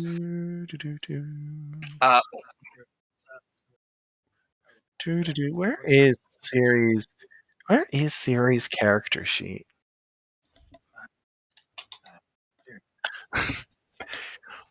Who would like to attempt to stop Siri from stabbing Siva? Despacito. Oh, would you like me to redirect the stabbing to you then? Is that what I'm hearing? That's what it sounds like. Siri, activate Despacito. I could always use a good stabbing. What? Apparently I didn't create her sheet. Give me a second to finish. Cuz I've got her stuff written down, but apparently I never actually, put it on here. Where? Whatever. Cuz I have it physically written down, but not in Roll20 as it turns out. That was not cash money of me.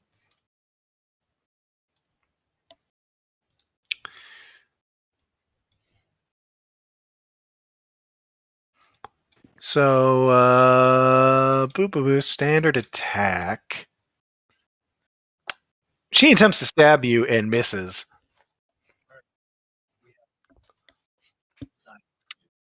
Knife is turned your direction. Crazy eyes continues.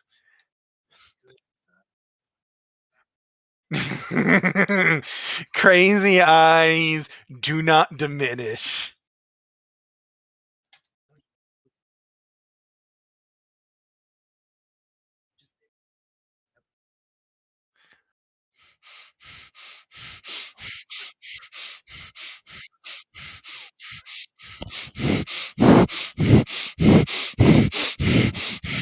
I'm about to kick her in the.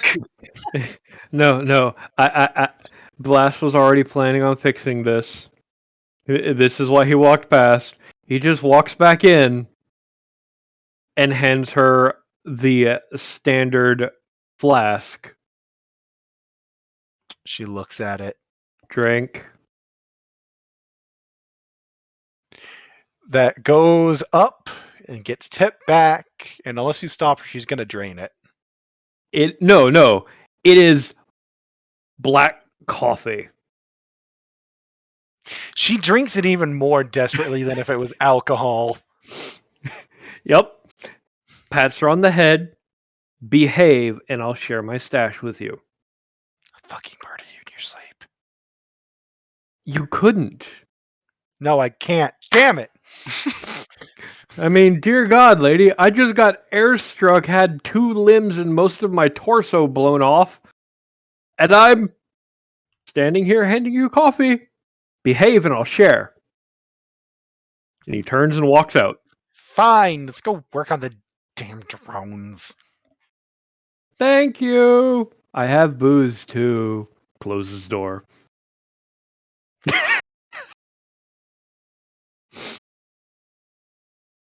Yeah. Sometimes you just need to bribe people. Sometimes you need to find a way to get the crazy eyes to go away. I mean, I actually have her shit written down now. She's gonna help you. There's a reason I had her come down with this equipment. Because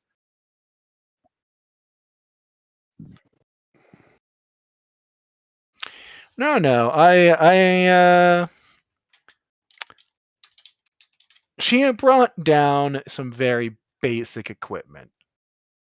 You got enough for the programming. You don't have quite enough to do batch growths, but you might be able to get something with a little jerry rigging, a little termination. Go ahead and roll your gene science. I'm going to have her roll hers.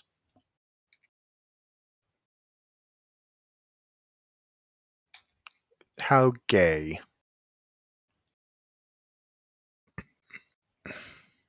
Ours was just so adorable. You guys are like such a cute couple. So, gene science.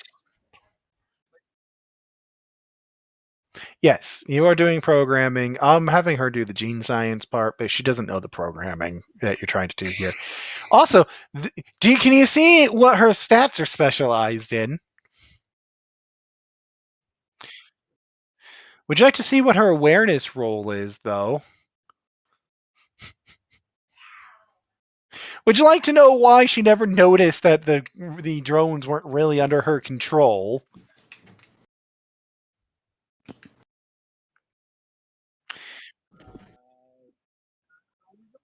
She's very smart.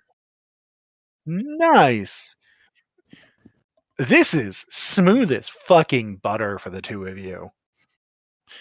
Like, this is the easiest time you have had since you started this project. I do not recommend using butter, by the way. She does. She brings out some butter. Just to spite Siva. Just don't use butter, because I can make it work. She's like, I can make this work. Am I being handed a kitten? Just following me. I wanted to try one of these. It's No, thank you. seaweed. I don't want any, thank you, though. I'll take the kitten, though. Oh, who's a big baby? Hi. You're not a big baby. You're a little baby.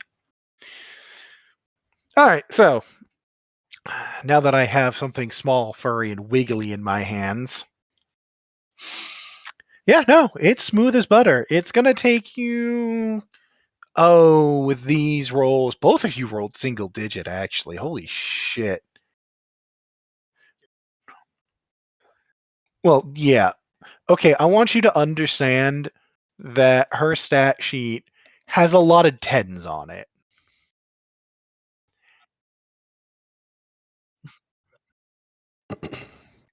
She's only built for science. You have a lot more skills than her, trust me. Between the two of you, though, you managed to get these running in about 12 hours? Yeah. All finished up, all running. Everything looks good. You can kick the proverbial wheels. And, yeah, no, it's good. It's good. Yeah. And they're ready for initial activation. You did go the pheromone route, you said, didn't you?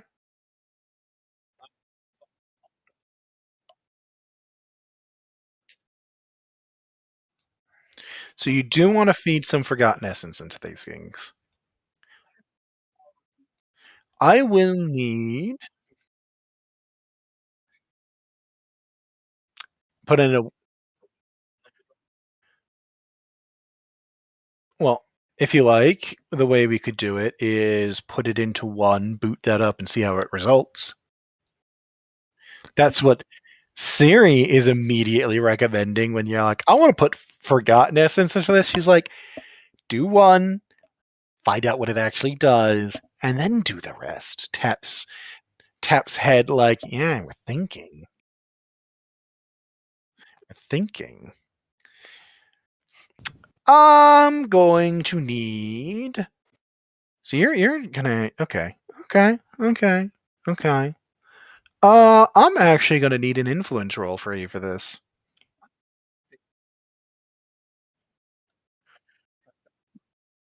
Yes, I do have merit as a free just expend it thing in this one.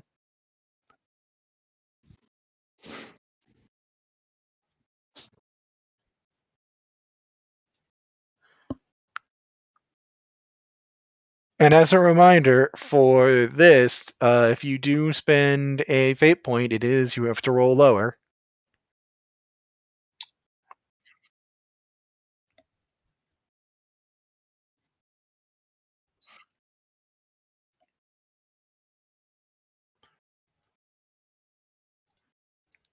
I say that to be frank, I say that mostly as a reminder to the other two because they're in my other game and I don't have that in my other game.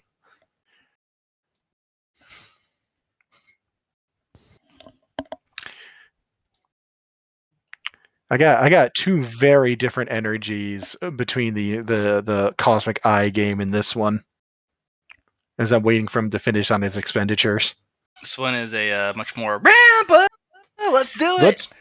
Let's do some shit.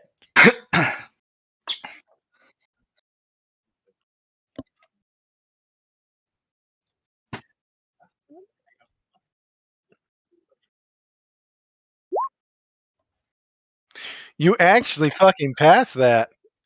Okay. So, now for the one that you don't have any control of. You will not get a reroll on this. But it is a luck test. This is not, I will say lower is better, but over 50 is not auto failure. It's just it's a sliding bar of how this results.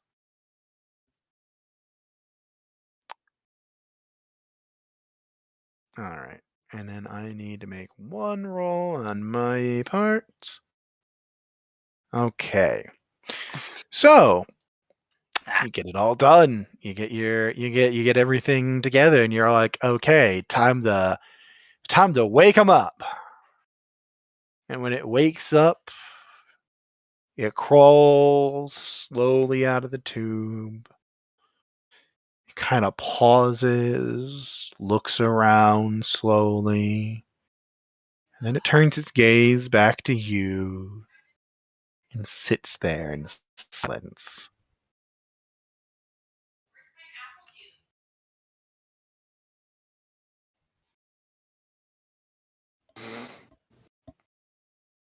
It's staring at you. Well, relatively speaking, staring.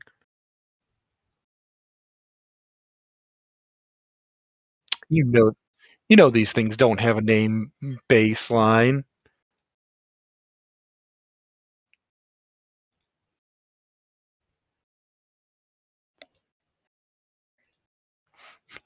Do you have a name? You know perfectly well these things don't have names. The original creators didn't make these have names. They have number designations at best. If they care to remember them to call them by one. The original design, anyway.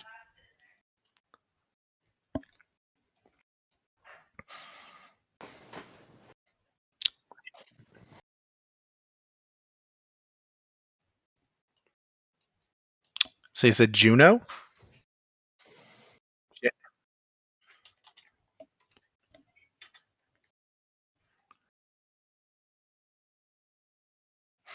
All right. I'll give you Juno.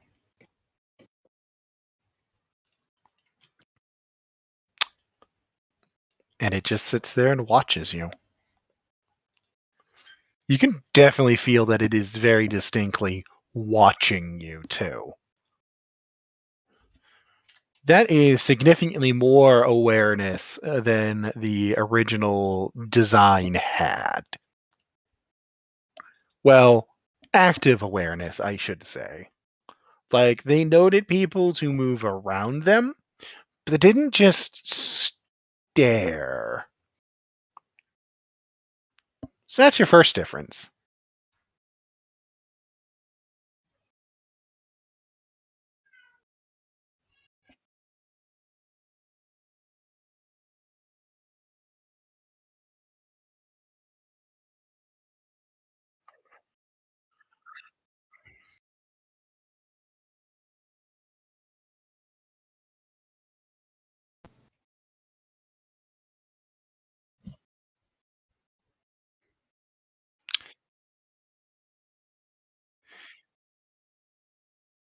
Siri slowly leans over slightly and is like, you do know that these things don't really have vocal cords per se, right?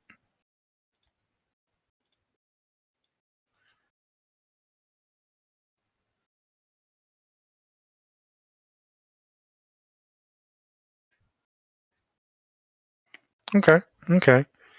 So you're going to reach out that way?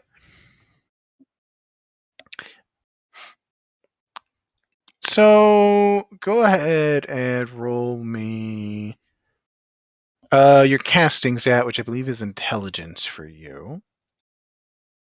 Go ahead and roll that to kind of sort through some of the flack here. Because there is a lot of communication going on the network, which is the only reason you really have to roll on these things. Going over, like, finding your way through it, after a bit, you will find the mind of the biodrone that's in front of you. You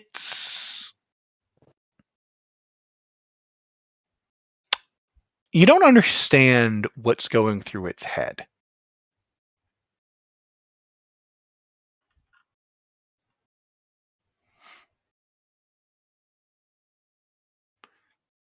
Yeah.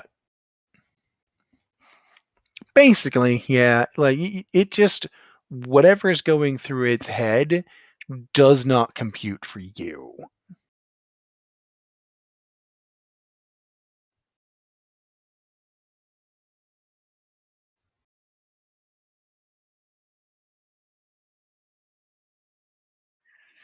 It's watching you in kind of the same fashion, but then again, its gaze has not changed since you woke it up. You know what I mean?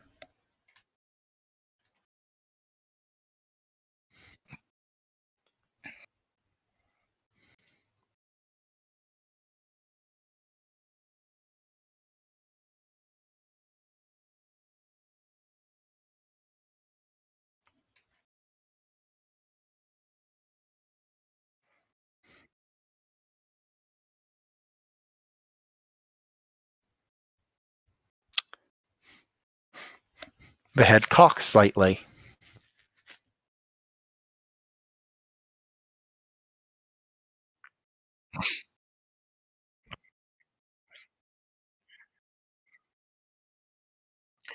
It will slowly copy.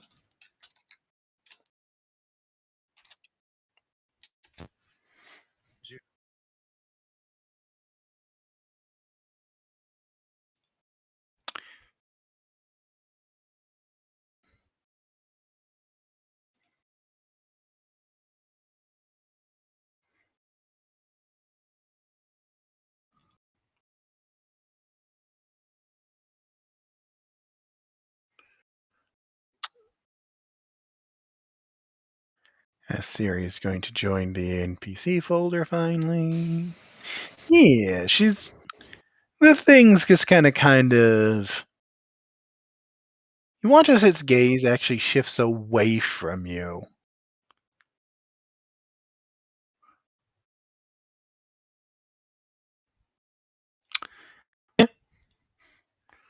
It shifts to Siri, kind of studies her. She's like, "Hello, Juno." Kind of a pause, and then the head turns away from her too, and she's just, okay. Does it? It does. It does not really understand us, does it?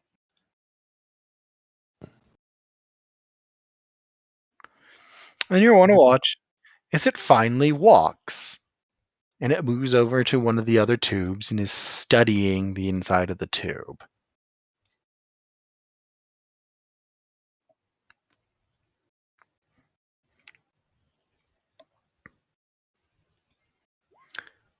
Gonna make 2 rolls for it.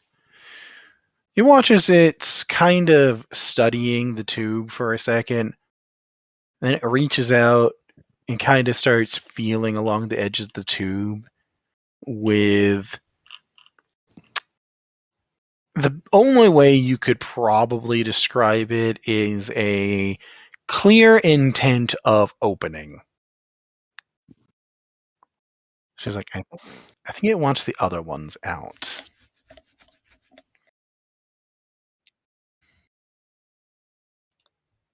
Juno does not look up as it's trying to figure out how to open this tube.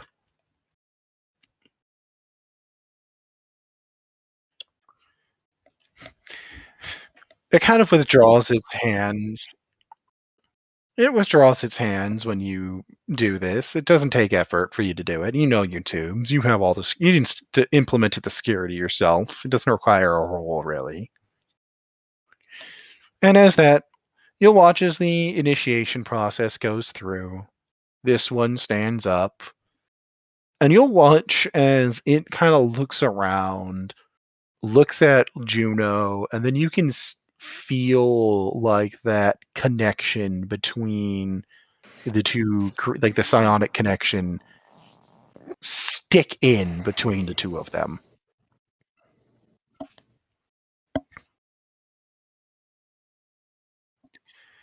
They are now on a communication network together, establishing the first connection. And after it's established the first connection, the two of them will kind of move over to the next tube. And this time, as Juno's kind of looking it over, it seems to be very intent for a second on the tube, and you actually get a security warning. As well, it's trying to access it via your routes. It's trying to access it via technomancy. The original species did not have that.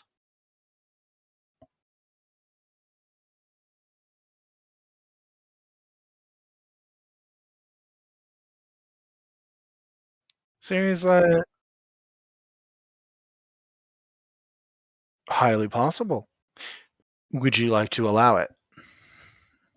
Because it didn't roll well enough to do it on its own. It's completely up to you whether or not you want to allow it to open this tube.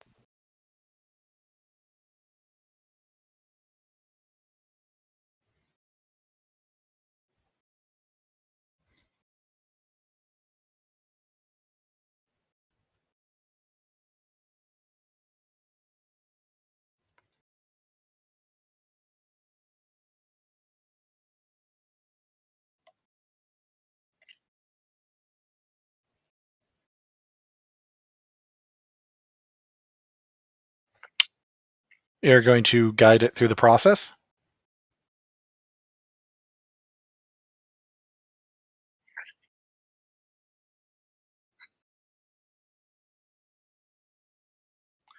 Roll me an intelligence test at a -40 for the difference in minds.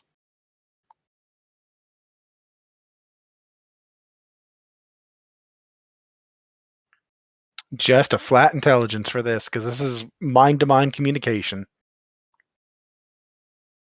It is not something your character is an expert in.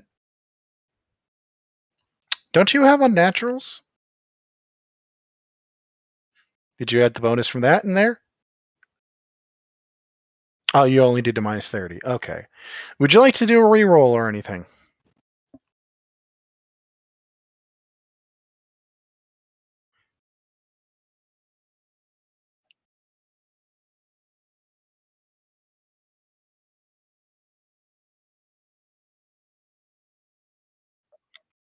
Mm. All right, roll. Okay, you can guide him through it, and Juno will get the pod opened and another one added. Let me make a rule for Juno here. Moves over to the next pod. It's going to go down the list like this. It definitely did not pick up the trick. It has an idea of what to do here, and it's clearly like it understands what it's supposed to be doing. It's just struggling to actually connect that with its own thought processes and methodologies. So if you want to, do you want to keep helping it? I'll give you, it'll be a -20 this time since you're a bit more used to it.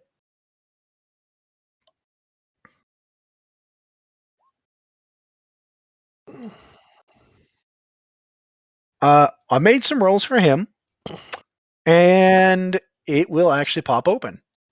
The methodology is definitely not yours. It's changed tactics. It's trying to emulate you.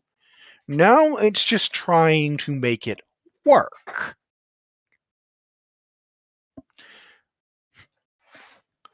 And if you let it, it's going to go through the whole line like this. Will you just let it go through?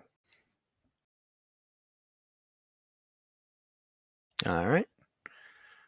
Let's see. We had 18 total.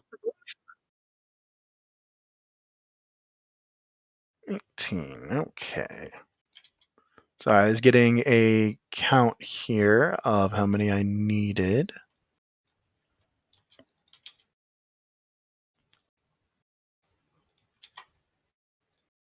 Just to give you a visual on exactly how many of these you made. There you go. Once Juno has them all, it's going to kind of look over at you, cock its head, and it's going to try to send you a thought along that chain. So let me pull up his sheet. This is going to be an intelligence test on both of your parts for this communication to work. You've gotten a bit of practice into this, so it'll only be a -10 for each of you. Basically, between the two of you, there has to be no degrees of failure. All right? This thing is not like that's his. No. This thing is not made to be independently intelligent.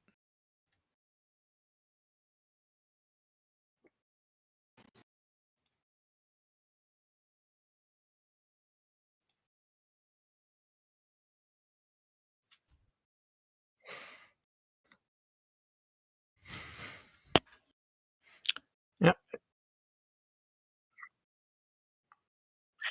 Default pass is his, just don't fail.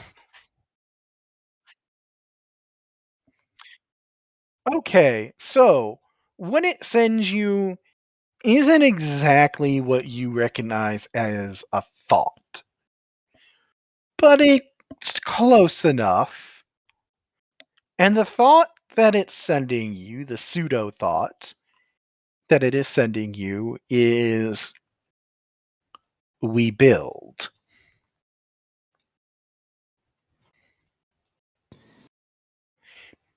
It is hard to tell if that is a request, a question, or a statement.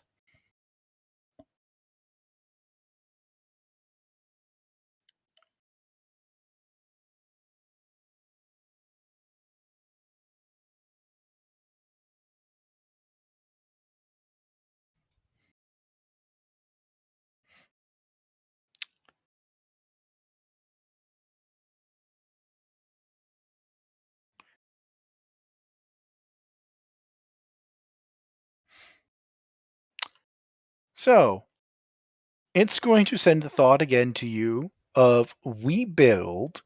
It almost nods to itself, looks at the others, and they start actually starting to make their way for the doors.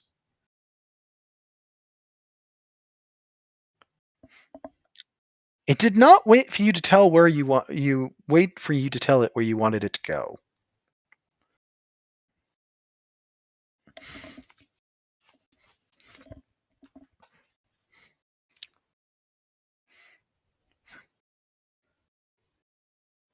What do you want to do?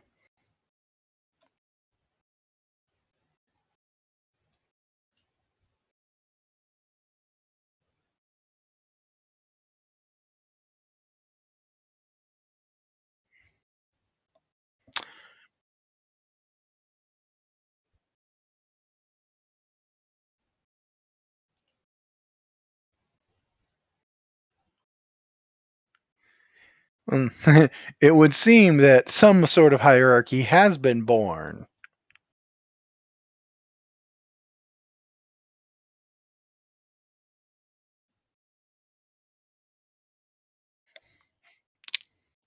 Would you like to roll me in just a raw logic test?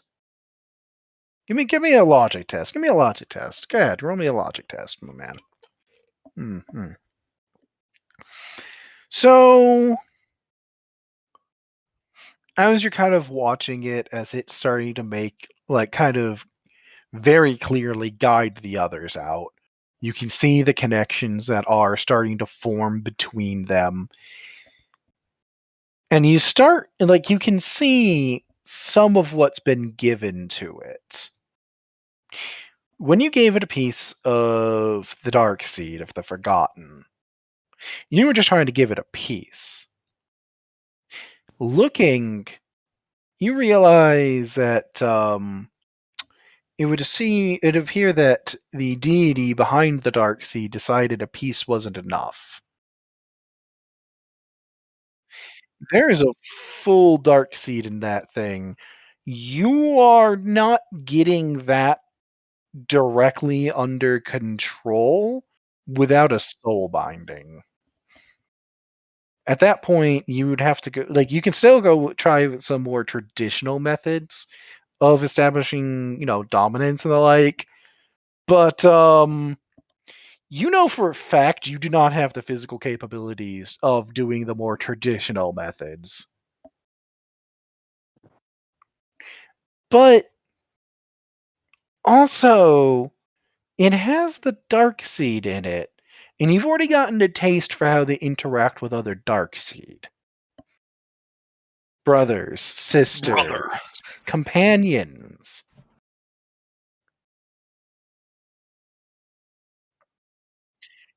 It's a matter it's a matter of the fact that at this exact moment, it has some of your communication into it, but it primarily has the older like that older species' communications built into it. Yeah. The issue is that only of age. as time goes on and it gets more experience communicating, communications will be very easy. It's just that, yes, exactly. So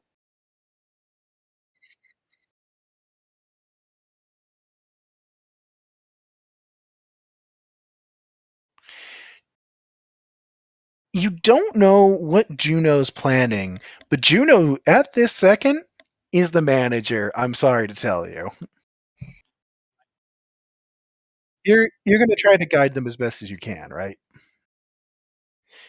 You think with time you'll be able to start getting through to them, but adding in the dark seed to reveal exactly what it did, it made Juno independent. You have basically created a mini administrator. Yes, you did not know you could do that. But you can't tell if it's your design or just the dark seed that did it. Other than that, you've studied enough about these things to know that they're not going to stay above ground. They're about to start digging into the crust. Probably they're going to go under the streets and then dig down. That's their natural instinct. Unless you altered it, that is.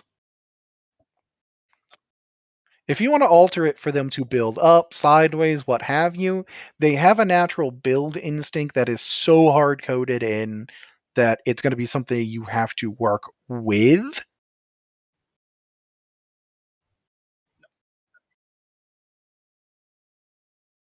All right, they're going to start working underground. Dig a hole.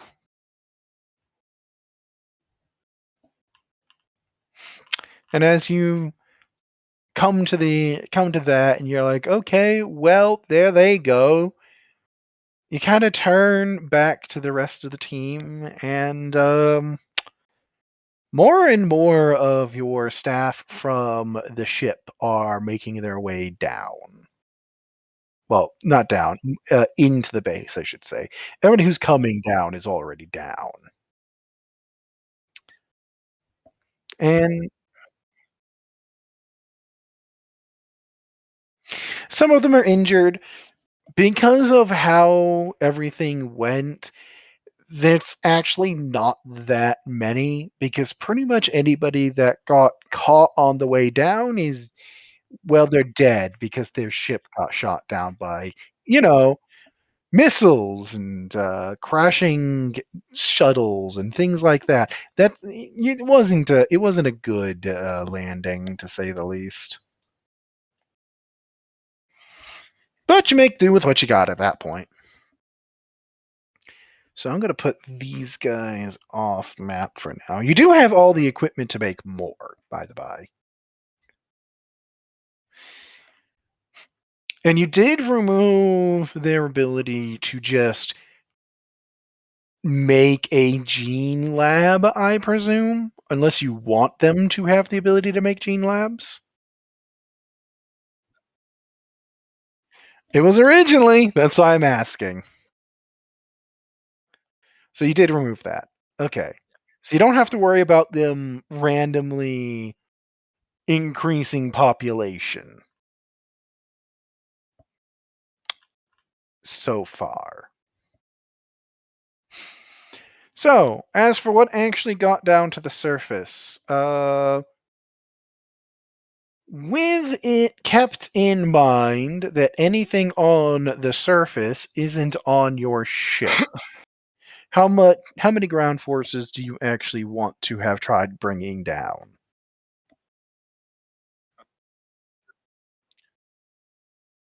From the actual vengeful spirit, which would be, you guys as staff. This is a question to the group, by the by.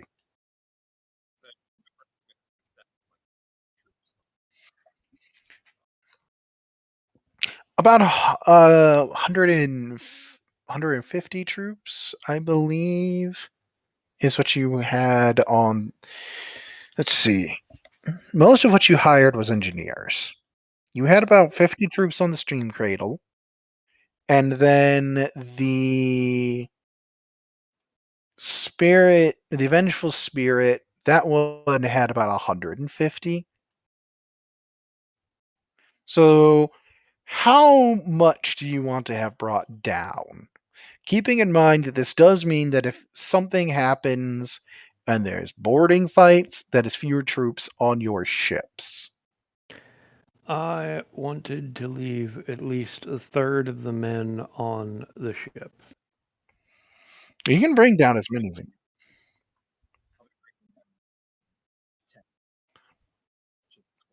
Just one squad? Okay. So you're only bringing down a squad from the Steam Cradle. Out of the How much? 150 I had, I'm bringing down 100 of them because this is literally what they were brought on for. Okay.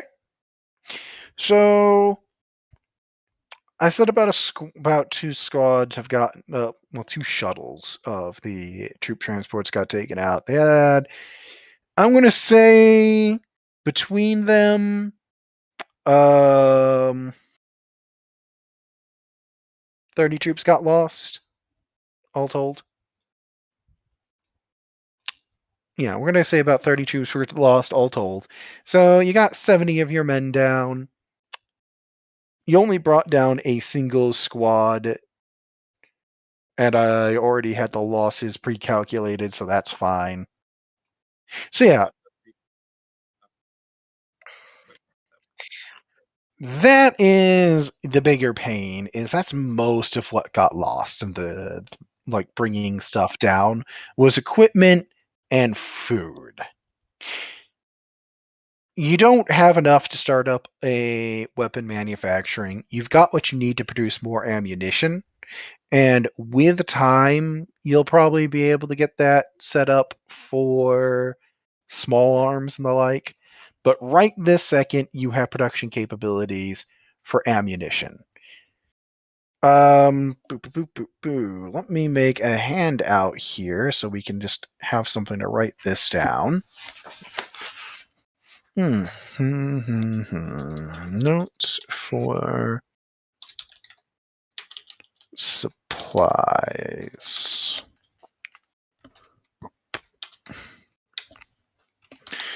Somebody roll me a luck test so I can give you an idea of what they started with for food and water.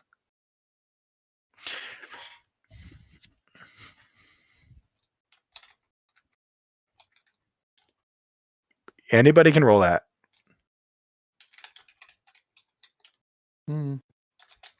Anybody can roll. Yeah, it's a luck test to see how much food and water they started with. I got it. 21 hundo. Boom, baby. Not bad. Okay, so for the number of personnel they have, if you don't give any food away or water away to other groups like civilians or anything, you have at the moment 4 months worth of food, 5 of water, because I'm going to do it by time rather than specific numbers, and enough medical supplies for, I'll do that as a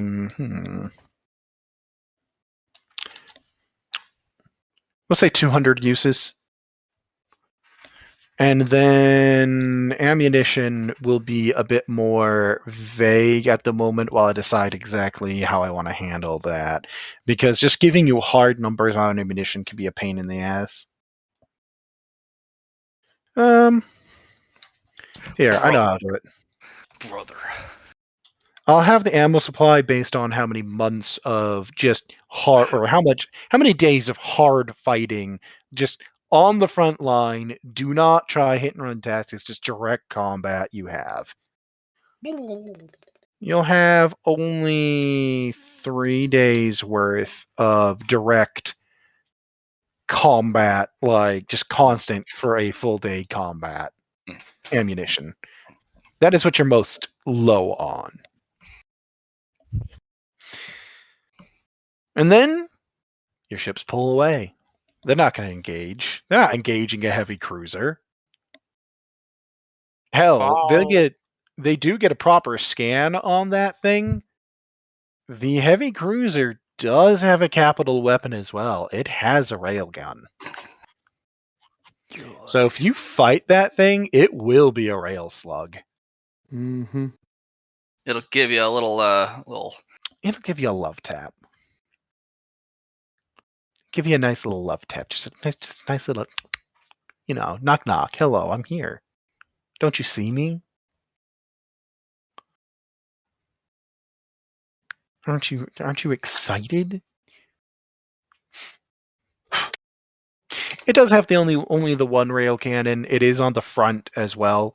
Actually, if you look under military ships and ship parts, that's a rough idea of what you can expect from it. So as long as you stay on its butt, you won't get shot. Oh no, Yep. it's got a bunch of large guns. Yeah, but with my mobility, I have better odds of keeping out of direct line of fire from the fucking howitzer on the Jeep's front end. The problem is missiles at that point. Yeah, but that's why I have And larger lambs cannons. and lots of them. You know that thing has more missiles than you have lands. Oh yeah. Oh yeah. You know it. That thing is heavily armed enough that you would have to be very careful about picking when you want to pick at it. Because if it manages to get a solid hit on you back, you're not getting... It doesn't need more than maybe 2 hits of Yeah, a I full know, armament to I do know. that. Well, I should say 2 hits do enough damage to you to make it so continued operations questionable. Because I don't think 2 hits from its armament would necessarily knock you out, period, but it would render the ship basically Depends on combat what. Yeah, effective. depends on whether it hits the same location twice or not. Exactly. And do enough damage that you don't want to risk the ship. Mm-hmm. But it takes it a couple days for it to get into position overhead. That's why you had some time to make this risky move of getting the ship in there and out without it being a pain. I did make rolls for your pilots, including the pilot of the heavy frigate. There was no damage to the main cannon. Huzzah. Did Cold Be right Mist come back. down? Gotta use the bathroom. Of course. Cold Mist came down, as did all of your bloodbaths. That's good. Now here's the question: What is Cold Mist saying about the drones? Actually, let me make a roll real quick. And I'm going to the bathroom, so BRB. Yeah. I'm making a roll to see if any of the bloodbaths were lost in the drop. Okay, none. None of the bloodbaths were lost in a drop ship, so you got all 3 on the ground. That's nice.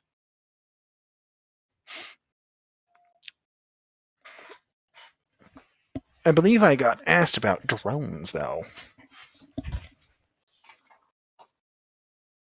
Yeah, how Cold Mist thought about them, because this is the first time Cold Mist would have seen them. She doesn't recognize what they are.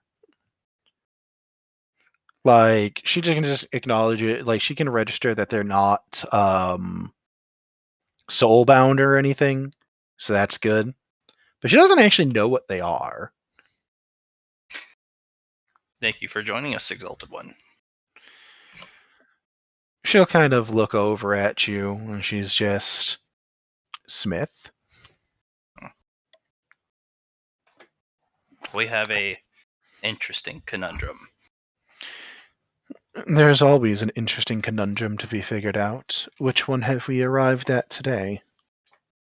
The balance we must keep and maintain between rebellion and war? Yes. If you fight and you lose everything, was there a point in fighting? It is difficult, and we What must is- be very careful.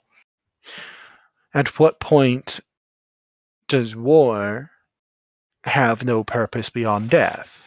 At what point is fighting just not worth the cost?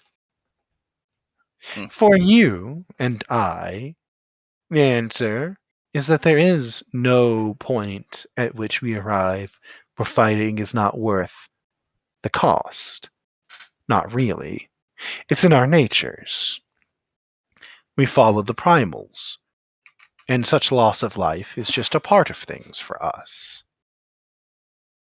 But for everybody around us and for the things we are fighting for, that answer might be unacceptable. We've already had the discussion. It is unacceptable.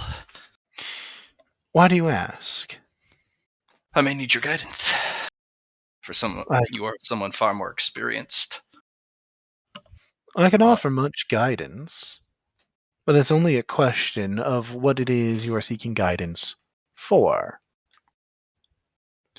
Are you asking for me to help validate your total war that I'm sure you have been planning? No. If that is what you're hoping, then I will disappoint. I hope you do. It is not validation I seek, but your wisdom and tactics.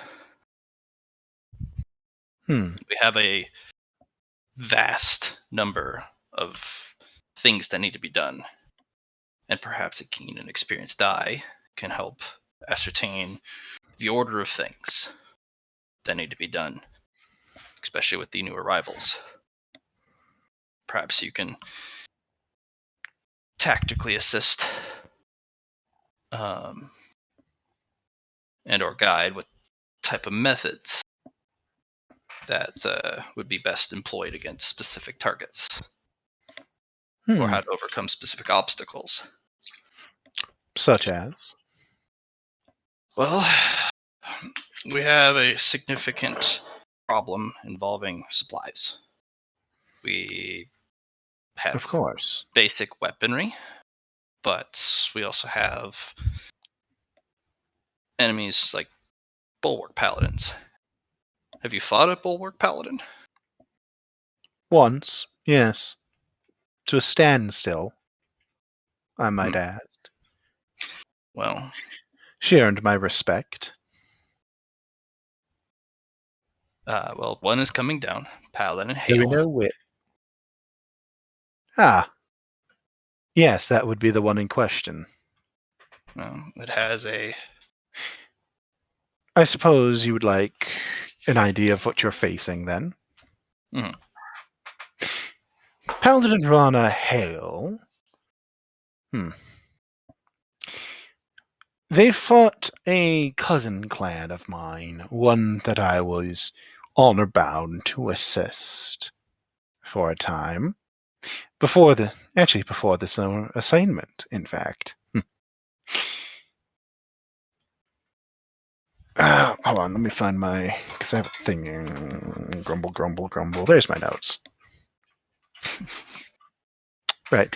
She's just like, Clan Fog Dweller is the name of the clan. They were raiding, as is a habit of my people, into the federal territories. I don't quite recall what they were aiming to do because I was only there out of obligation.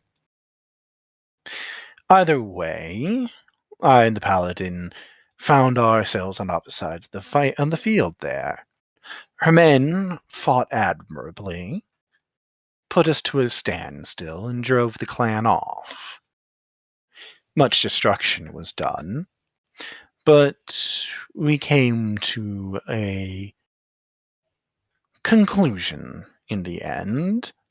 A conclusion that neither of us wanted to destroy everything in the name of a cause neither of us really wanted to sacrifice everyone else to. She's powerful. Definitely designed primarily for... I would call it weaponized defense. Her habit, when she took to the field herself, was to create a bulwark, push it forward, hold the position, and then rinse and repeat until the territory she wants is hers.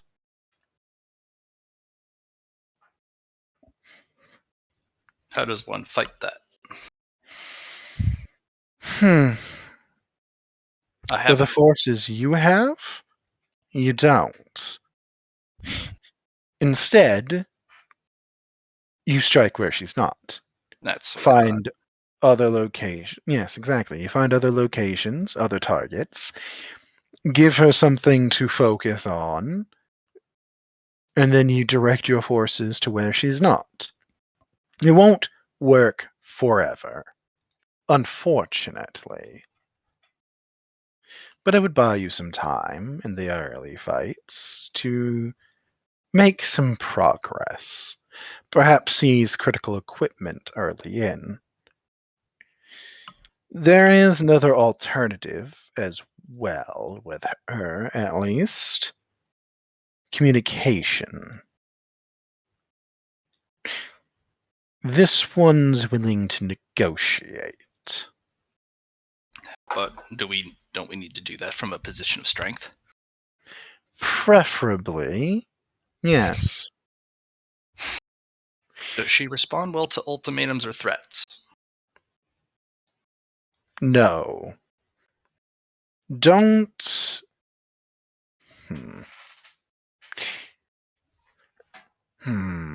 I've threatened a When- paladin off once before. When I negotiated with her, it was not from a position of strength. It was from a position of... We had driven her to her final bulwark within her city. We had skirted around the edges enough. We had done what we could. But it was to the point where she had retrieved everything she wanted to keep and was holding her ground. And it was a point of either we find a way to cease the assault and satisfy the honor of the clan leader that was calling for the raid, or we push until one is dead, or the other. I was rather confident that if we did this, it would likely be the two of us left. She tended to agree, so we called it off. We agreed to withdraw forces going in a couple different directions in the name of really not losing everything. There's always a point where what you're fighting for isn't worth it, after all. From what I understood from Mr. Marcus Raelia, who's the rebel leader, it's not about taking the planet. It's about getting his people off.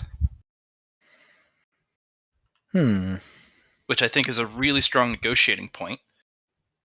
As long as we have something. Because it would look really good for her. She's been punished politically and sent here. So yes, I'm curious as to why she drove our clan off. right. That was the last location we saw her in. So why would she put here? Right. It could actually be to her benefit to reclaim the planet, and the planet will no longer be in rebellion because there's no one here to rebel. They've left. Which would put her in a good position to be released from her punishment for doing a good job and solving the problem post-haste. Everyone gets what they want. there's less killing. We just evacuate the people that want to go. You aren't considering one thing. There's a lot that I haven't considered. Well, that is true. One very important thing, then. The Federation doesn't care about the planet, really. The Federation, from a governmental standpoint, not from perhaps an individual standpoint, as no country is a monolith, even one as fanatical as the Federation. But as a government, as a group,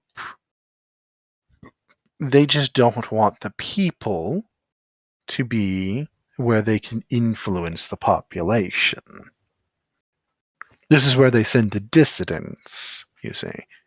So, if they were to leave the planet, that's the exact opposite of what the Federation would want. They would rather see the planet burn and be gone than to allow that. Which means our objective in regards to negotiation, from my perspective at least, if you'd like to hear it. That's why I asked. From my perspective, her objective is to find out, first, why she's here. Second, what her priorities are. And third, whether or not she's the only one we need to concern ourselves with. From a raw power position, you are correct that the Paladin is our greatest threat for direct one-to-one combat.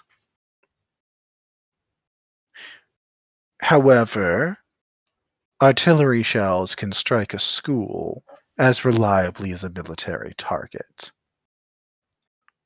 Fighters can shoot down shuttles full of civilians just as easily as one full of soldiers. If we are trying to minimize collateral damage, which, given our own position, we are, after all, we are here to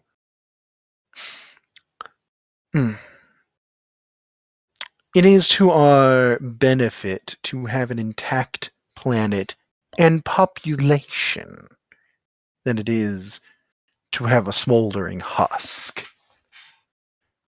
After all, we're going to be in a very difficult negotiating position, is my point. And our greatest difficulty is going to be simply learning what it is our opponent is actually after. If you learn that, one very important, but admittedly simple thing, a great many other things will come into focus, and we will be able to begin working with and around our paladin friend. Not the worst of the options that could have arrived. No. She's steady. I wouldn't call her predictable per se, but more predictable than an unknown component. She learns from her mistakes. Oh, darn. A shame, I know. So That's actually what had us lose the raid. you had an advantage until it stopped being an advantage. We had an advantage until she learned how we fought and what we were after. Like I said, I don't care to remember. It was never my raid. I never particularly I never particularly cared what the clan leader was actually after. But apparently she figured it out, and he was rather livid, from what I recall. Screaming for her head on a regular basis. Did that help? No. If you would like to have a perspective on our negotiations, however, she offered up certain minerals and plants that the clan needed in exchange for our exodus, and for my guaranteeing the clan's exodus. Which you would be honored about to do so. I agreed, of course. The clan leader was a little upset, but, Was this well, I clan haven't leader heard. male? Oh, yes, and I haven't heard complaints from him since. Is he dead? Very, yes. He Ah, decided to formally challenge me to a duel. mm. He was very confident that he could accomplish something. Seems to be the problem with the males. He was new to his position. Most of the clan leader males, well, no less hot-headed, at least actually have something to back it up with. So, do we want to be forward and open with what we want if we negotiate with the paladin, or do we need to have some subterfuge? Don't lie to her. That's exactly what I was thinking. If you lie to her, we will only go backwards in any negotiations we attempt. And to be Does- frank, I'm not confident in your ability to lie to somebody of that power. Oh, I wasn't planning on it. I was just omission. Omission's one thing. Just don't outright lie. Um, And be very careful with what you omit. Major consternation from the rebellious group, from what I understand in the first place, is the mining conditions. This plan. Perhaps, if we are to discuss what the rebellion wants, we should actually bring the leader in on our conversation moving He's right forward. there. Well, no, he's been, when you started talking with the Big Scary Dynasty, he very quickly gave you guys room and privacy.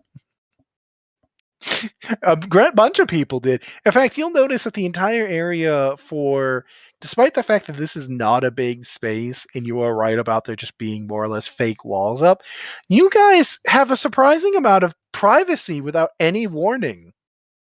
Hey, Marcus. He'll come over once you call him over, like, Miss Siva. May I introduce you? Yes, introductions, yes. So, it is my privilege and honor to introduce you to the Exalted Cold Mist. Hold on, gotta double check the thing. Exalted era of Clan Cold Mist. As Who I is now a venerable guardian of their people. I'm going to move her into the NPC folder now, by the by. Mm-hmm. As I'm getting all the I'm getting my NPCs organized real And yes, fast. I'm laying heavy on the flattery. And she's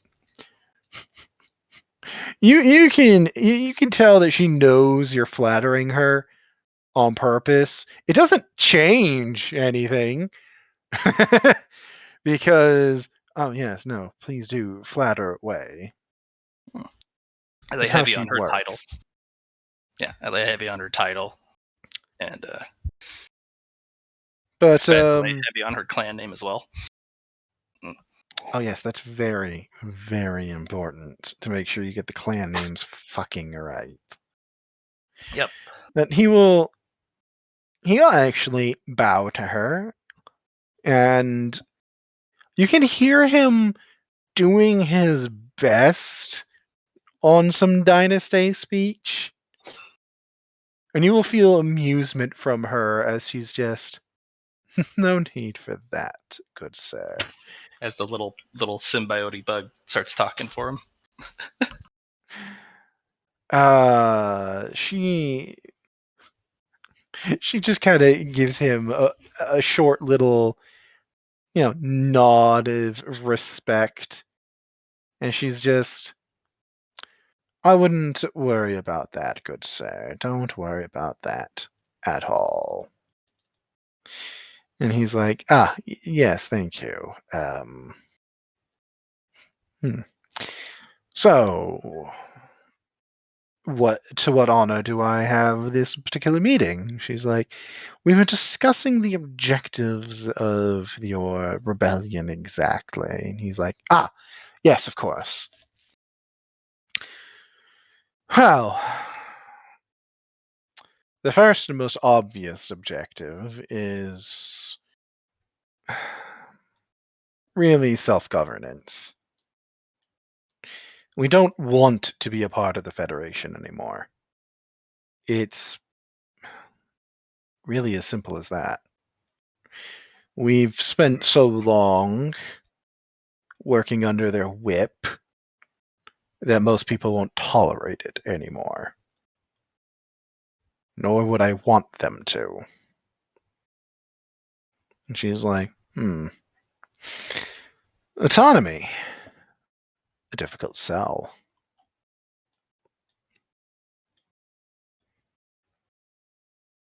He's like, yes. That's really it. We just want autonomy. We don't even necessarily want this planet. We just don't want to be part of the Federation anymore. It's not as hard to sell as long as the individuals from that particular group don't end up on any Federation planet. And Ira kind of eyes you. She's just, yes, but here's the issue. Anybody that assisted with allowing this would be committing treason against the Federation. And like many, many governments, treason only really has one punishment. Being burned alive. Well, that part is largely dependent upon the country in question. But given that we're talking about the Federation, absolutely, yes. Problem is, you've revealed to me, Mr. Aurelia, this planet is reliant. It can't support itself, correct? He actually nods. He's like, the area we are in, this city, is basically the only habitable section of the planet. The only part of the planet that is habitable is the equator. Everything else is too cold. And after that, there's also the part of the equator that is even livable has Atmo constantly pumped out or recycled by an atmospheric machine here on the actually in the center of the city. That is the heart of the city. Without that, we'd end up suffocating. And food production is basically nil. We can get shipments in. What about There's water a few production? There's some ice deposits, plenty of them, really. The problem is getting it separated from the less palatable, chemicals that are in it. Methane's very heavy in it. Okay. Very heavy. So Ira immediately goes, highly flammable as well, it should be noted. So, self-governance, even if you were given it, would be it wouldn't be tenable because you would be self-governant on a planet that's completely reliant on outside help. He nods a bit reluctantly as he's just, yes, we would have to move planets one way or the other. That's why I said we don't really care about this one. It has some extremely valuable minerals. Our main export is actually the minerals required for ship hulls. I see a plan forming. It's a difficult one. It's a ludicrous one. We don't exactly have a lot of options, so whatever you're proposing, I would be more than happy to hear. So, By the way, I would like to apologize to all of you for my earlier frustrations when you first got here. You caught me at a very stressful time. this whole thing And that doesn't change that I should apologize for being short with all of you and not quite believing some of the things you're all capable of. I've now come to appreciate what you're capable of more, and I wanted to apologize for my poor introduction to our little family of rebellion here. okay. No That problem. is directed to the whole team, by the by. Mm-hmm. No problem. This whole plan is all about Exodus, then. Because self-governance is not going to get you where you need to go. So we need to get you off planet. With or without their permission. And it's probably going to be without. So, this all, unfortunately, revolves around a tactic called the blindside. Blindside is an area which they have no observation and no eyes, which means it doesn't need to be big. It just needs to be big enough so that we can have usual either one mass exodus or multiple small ones over a period of time while making it look like the rebellion is still going on. But eventually you start whittling it down, evacuating civilians first, either in one big go or in trickle through the blind side, so they don't know what we're doing. Ira is going to go, it also behooves us to separate one thing within this particular mathematic, and that is those who wish to leave and who wish to stay. Just because the rebellion wishes to leave doesn't necessarily mean the entire populace does. That'll make it a lot easier. He kind of frowns a bit as he's just, you're right. It's not always so clear cut. Everybody wants change. Our group wants to not be a part of the Federation any longer. Everybody wants to have changes be made.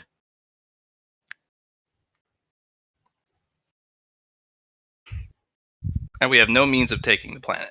I'm going to tell you right now, unless this is total warfare, which we have already established that is a big no-no, especially if there's a bunch of civilians who don't want to leave. Would anybody real quick, would anybody like to roll a test to recall what your specific instructions were for this mission from the High Priest of the Forgotten who sent you here?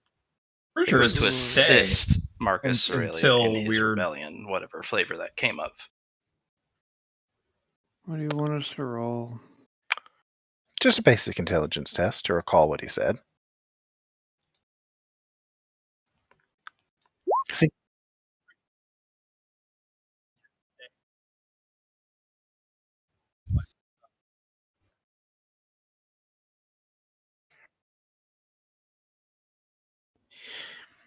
Your life is worth more to the High Priest than anybody else's on this planet. But he wants this rebellion to succeed in driving off the Federation by any means necessary. So That's total war. his instructions. You are now seeing that his instructions aren't exactly what Marcus here thinks you're here for. Hmm. Based off of that, if you want to roll me an insight really fast. Scrutiny, yeah, that's the one. Well, Sorry, my brain went Shadowrun insight. technically, that would mean taking the city and holding it. That would mean there's a lot of ways you could accomplish that. Some of them less pleasant than others. But for the moment, scrutiny, please. From whomever. You're all involved in this conversation. This is tough. Based off of your conversations, based off of the orders from your high priest, and based off of how he's talking currently, he genuinely has no idea that the high priest of the Forgotten has completely discounted their survival for this rebellion. He has no idea that he wants total war and that you guys are specifically instructed to fuck off if this goes too wrong. Because he wants to pull as much resources as possible to this planet away from his other objectives, because this planet has literally there's no strategic value to it in the grand scheme. So pulling any resources at all is perfect. The High Priest of the Forgotten, you can ask him yourself if you want confirmation. Like you are physically capable of contacting him for it. But that's probably his intentions. He does not care about this planet, only about what attention it can pull. Pulled a lot of attention though. And now you know what it makes too. It makes what it actually produces the minerals for starship hulls, from military grade ones at that. That's a problem.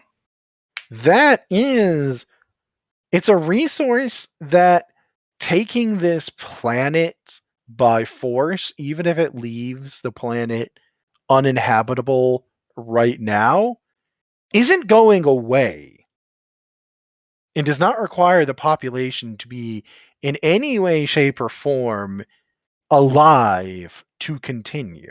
In fact, you can have rogue mining operations specifically going after the hull. You don't need to build another city. Exactly. The city is just allows scale of operation to be on a massive scale, an affordable, useful scale. But I knew something was up. I knew something was fucking up. Sorry for asking so many questions and having such a long dialogue, but I needed to get to the bottom of this. So that is the actual thing you guys are looking at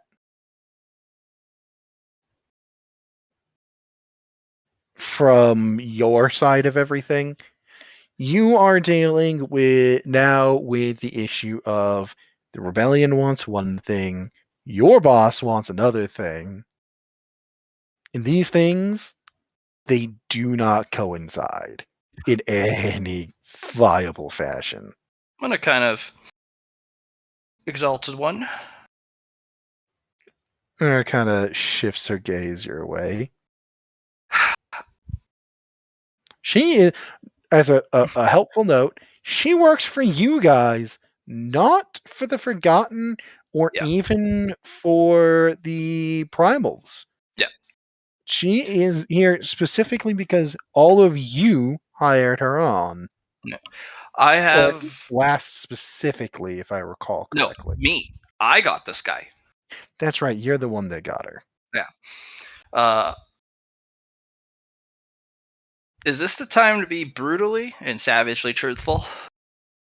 Or... Because, You're gonna feel a mind reach out to yours and connect to you as she will ask psionically, "What are you asking, little priest?" we're not here for them. The High Priest of the Forgotten wants us to wage total war to pull all assets to this planet, destroy as much of the infrastructure to build ship hull as possible, and basically fuck the rebellion. They're just a tool to be used for their actual grand scheme of the war. This place has no strategic value beyond the minerals in the rock for ship hull, and the people don't need to be here to get at it. The cities don't need to be here to get at it. Of course. So I just realized the massive conflict we have. The rebellion, the High They Priest will. doesn't expect them to live. Well, of course not. He doesn't care if they live either. Why would he? Hmm. You. I don't know that much about the Forgotten. But there is one thing that I have noticed to be true, based off of this, and the rare other instances I've had of observing their activities.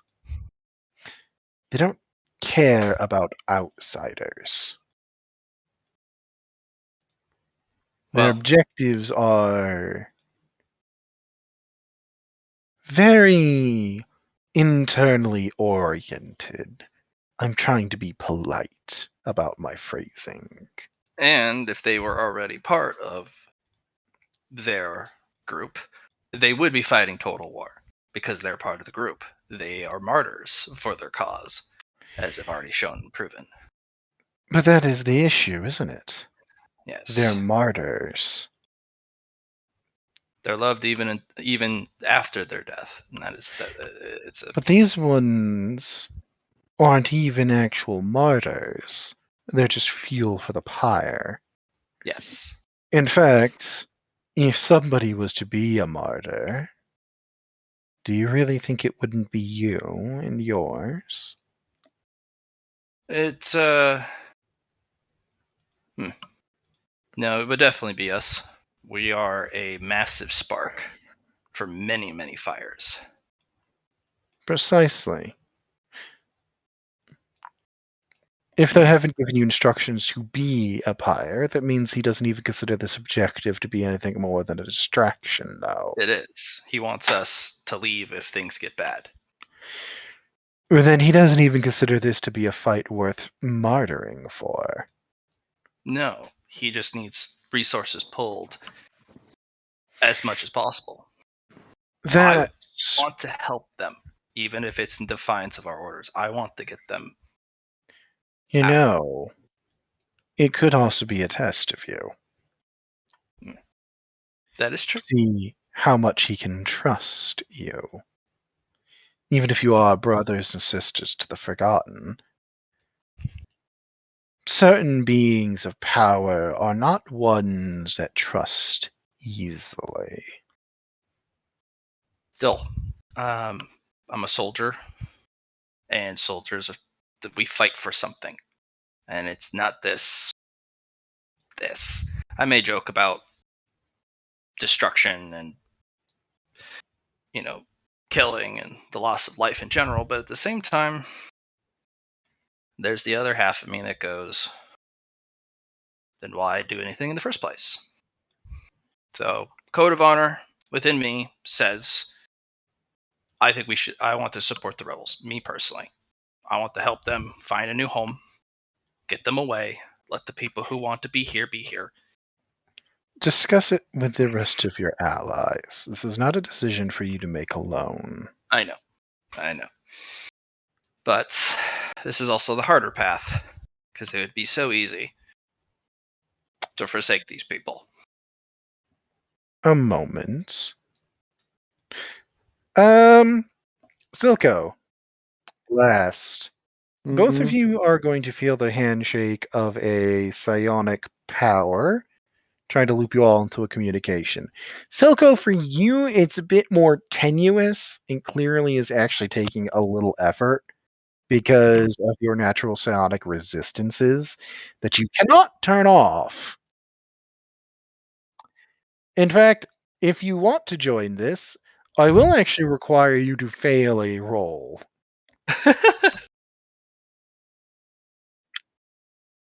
I think you can accomplish that.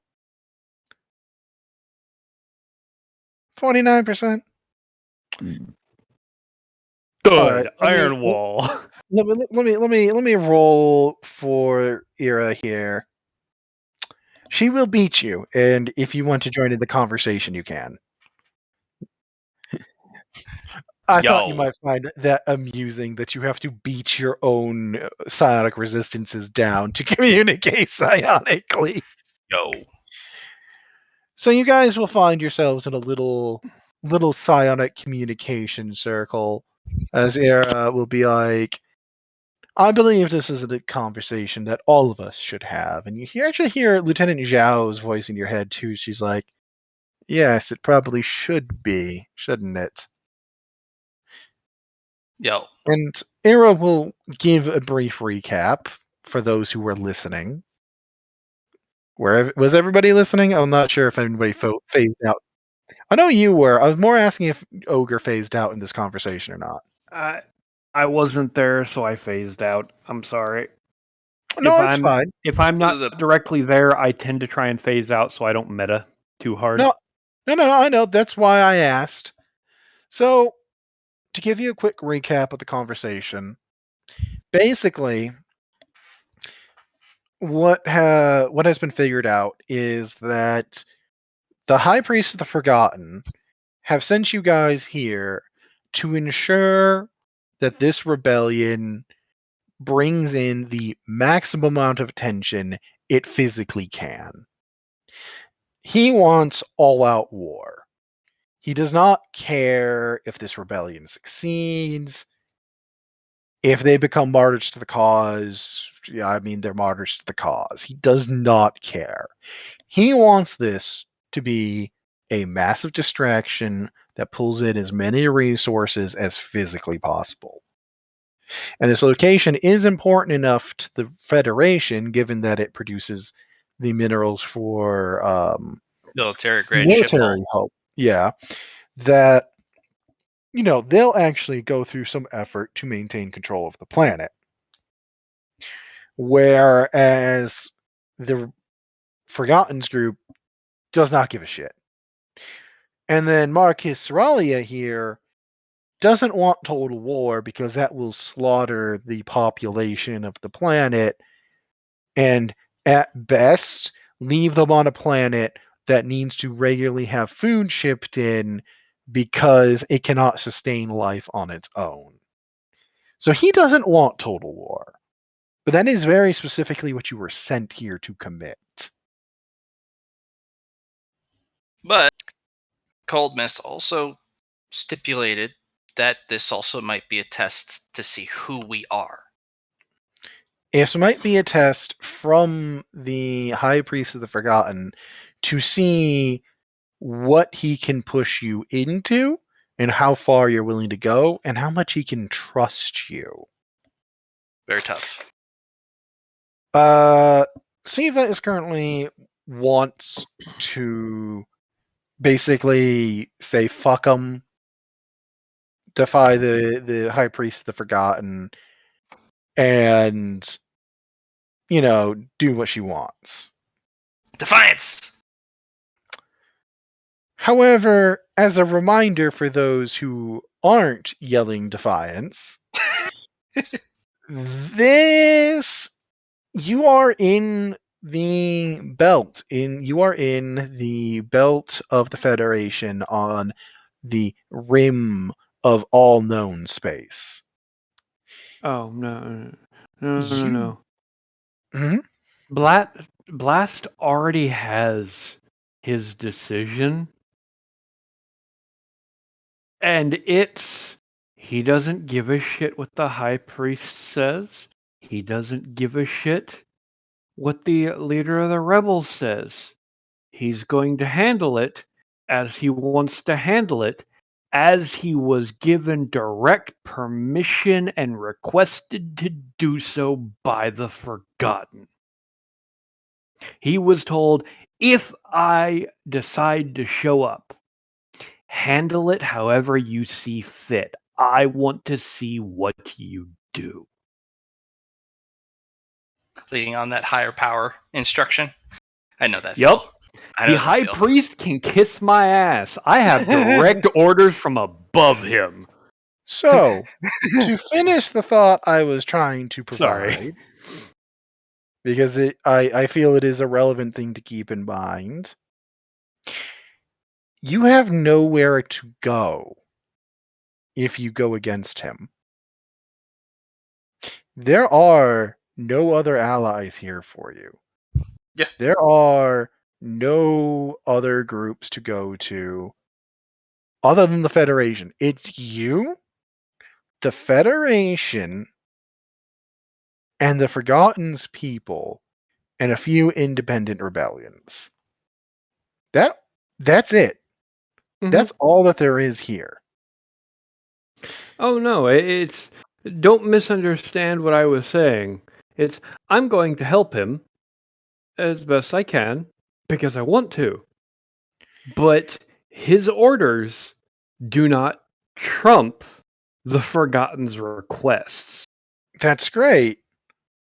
But the decision you are currently having to make is, how do you handle this? And do you Actually- want to move against the High Priest's orders to act, how you see fit, given the risks? That is the vote on the table. We're pulling a So- full Star Wars. I'm seeing at the moment, as it stands, 2 votes to fuck that. I think. It's fuck that, but also complete his objective. We pull a full Star Wars. Hmm. We don't just get them off planet and abandon them and do that whatnot, because we need to get them off planet. But these guys aren't. These guys could be something the Federation sends a lot of resources after, not just on this planet, but perpetually, because the Federation is not going to let them go. It's like the Imperial, Empire. They're going to continually go after these guys because of what they represent. Because, just like Liam said, through Era, they'd rather see the planet burn than have dissonant voices affect the populace.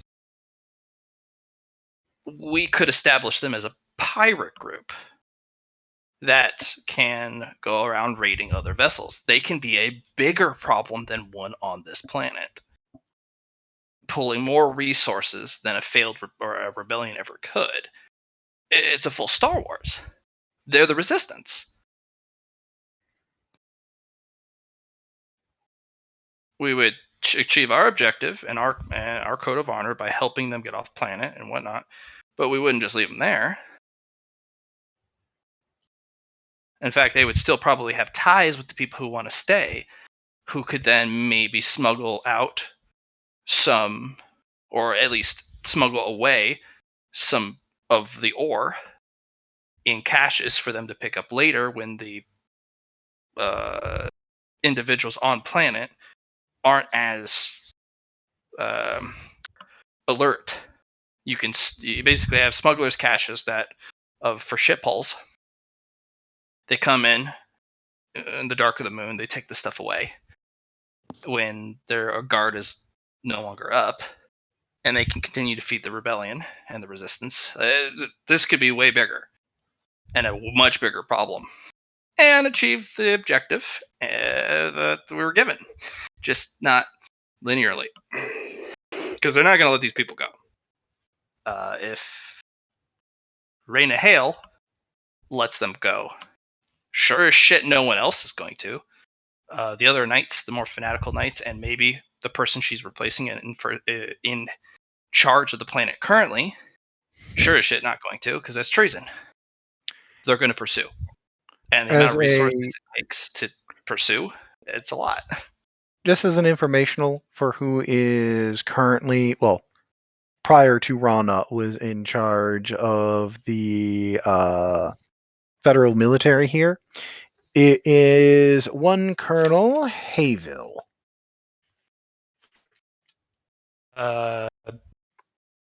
Probably, Just informational. yeah, probably straight through and through a very loyal. He's the one that started ordering airstrikes on like apartment complexes and the like that they suspected had rebels in them. Yep.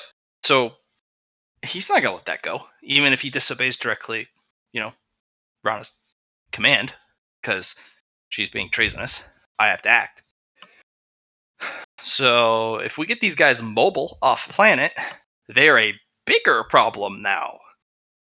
And then they self-govern, but it's not going to be on a planet, it's going to be on a ship. It is a lot harder to do this, sure. But we wouldn't alienate ourselves. And it'd be a full Star Wars. That's what it Here's is. a big question problem for you.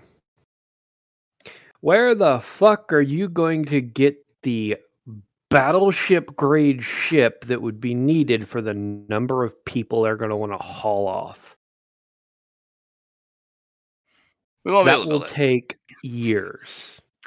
The Steam Cradle can hold about 100,000 people. As a for what it's worth. Which would be easy.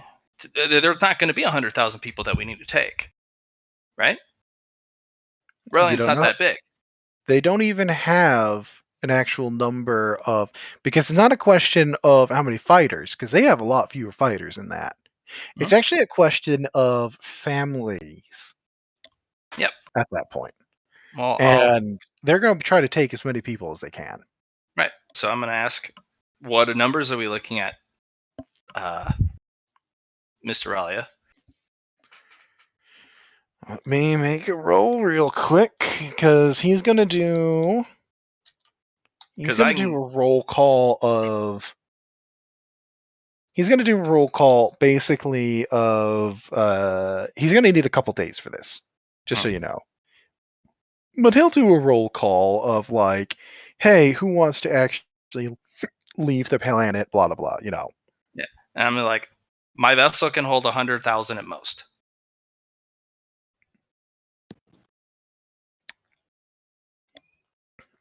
So, since we're in a bit of a narrative thing here, I'll just roll it. The max amount of people that he could want to bring is 300,000 for people right this second that would be willing to leave. But I'm going to make it a roll. So more for the stragglers. Fuck. Probably another 200k for stragglers. Actually, you know what? Or on the fence. As it stands right now, he has for sure 10,000 fighters and their families. Well, including their families. So I'll have it be... I'll have that be like the base, and then... We just need to figure out where we need to drop them off. I forgot to put... I forgot to put 1D, yes. Just over 100,000. Just over. Yes. You could do that. That's doable. It's only a question of how many people end up trying to join up after this point. Right this second, it's doable. We also need to vet a lot of people, because there could be... It would have to be a misinformation campaign. You don't even know what the hell's going on, where things are moving, until you're on the ship and out of the fucking system. That way, it doesn't matter if you're a spy. You're like, fuck's going on? You don't even have the answer. until you're And- out. And keep in mind another thing. Hmm? With your drones building the Rat's Nest network underground, we can leave a guerrilla force behind to cause nightmares to bring even more people in. Speaking of them, I may have just made some rolls for them to see how they're doing. And no, there's a 1 in the rolls. They did something real good, didn't they? After we'll say that I'm going to say, given how much conversation actually has to go in and planning that has to go into this sort of thing, it's going to take you guys at least a bit to come to a conclusion as to what you want to do exactly. That sound fair to you? Yeah. Probably That spend gives a me week some or time. two. This gives me time to be able to give you guys some updates of what's going on in the city. Is this my Yeah. reminder of what time it is, Rissa? No, I was gonna say I was in the middle of going to the bathroom and a baby house salamander fell off the ceiling. Baby. Okay. Yeah, I was gonna pee. There's been a lot of house salamanders coming inside lately because they don't like how hot and dry it's been in Texas lately. Hmm. Anyway, so like I said, it's going to take a couple days of, we'll say, we'll give it let's say 2 weeks of debate as to what wants to happen. That way I can get some events rolling and that might help with your decision making. Does that sound okay? I'll ask the group, do we want to be truthful with Mr. Valia? Do we want to tell him Oh, yes. that he is merely fuel for the greater war going on? Or do we Era, wanna- for what it's worth, suggests against it because it would likely there'd be it would blowback. likely there would be major blowback. And it would be very poisonous he relationship. it's not a great way to start the relationship, even though she doesn't recommend lying to him because she will never recommend lying. She will never recommend lying. Just But don't say No, omission's not a lie. that seems to be her only subterfuge element. I mean, Blast has an honest opinion, and he'll give it. If you want to let Blast handle it, Don't tell him that he is fodder, but you can basically no. Actually, I have a plan. Let Blast be Blast. you're corporal. You're higher ranked than me. If you want to make that decision, Zhao's the only one that would say otherwise. Is she going to? That's the yeah, she's going question. to. Depends. Are you going to tell her what you're doing in advance, or are you just going to do it? Because that's the only question of whether that's only a thing that'll determine whether or not she has an opinion. Because if you don't tell her in advance, no, she's just going to. She's going to lay his Blast plans to lay his options out flat for him in the simplest of terms, which is you have 3 options here. Die quickly, being the rebellion. Option 2, die a slow and painful death, fighting a bit of war, and being a rebellion. Option 3. Option 3. Become a nightmare to them. Follow us and build an organization that will make the Federation loath to do anything against you.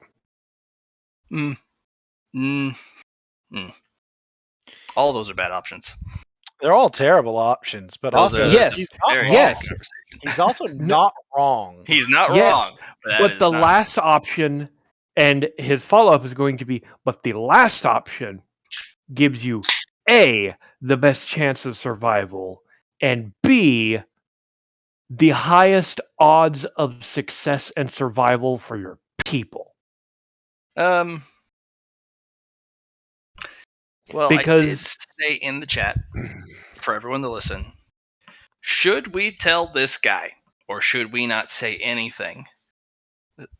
because morale is important, but truth is also important.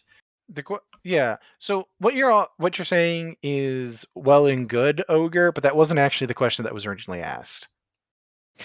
Telling him flat out that the Forgotten Rebellion doesn't give a shit and he is fodder, no, that'll just turn him against the Forgotten But Rebellion. we're also not in charge. And giving him an ultimatum like that, that's a challenge to his authority. We're technically here to hell.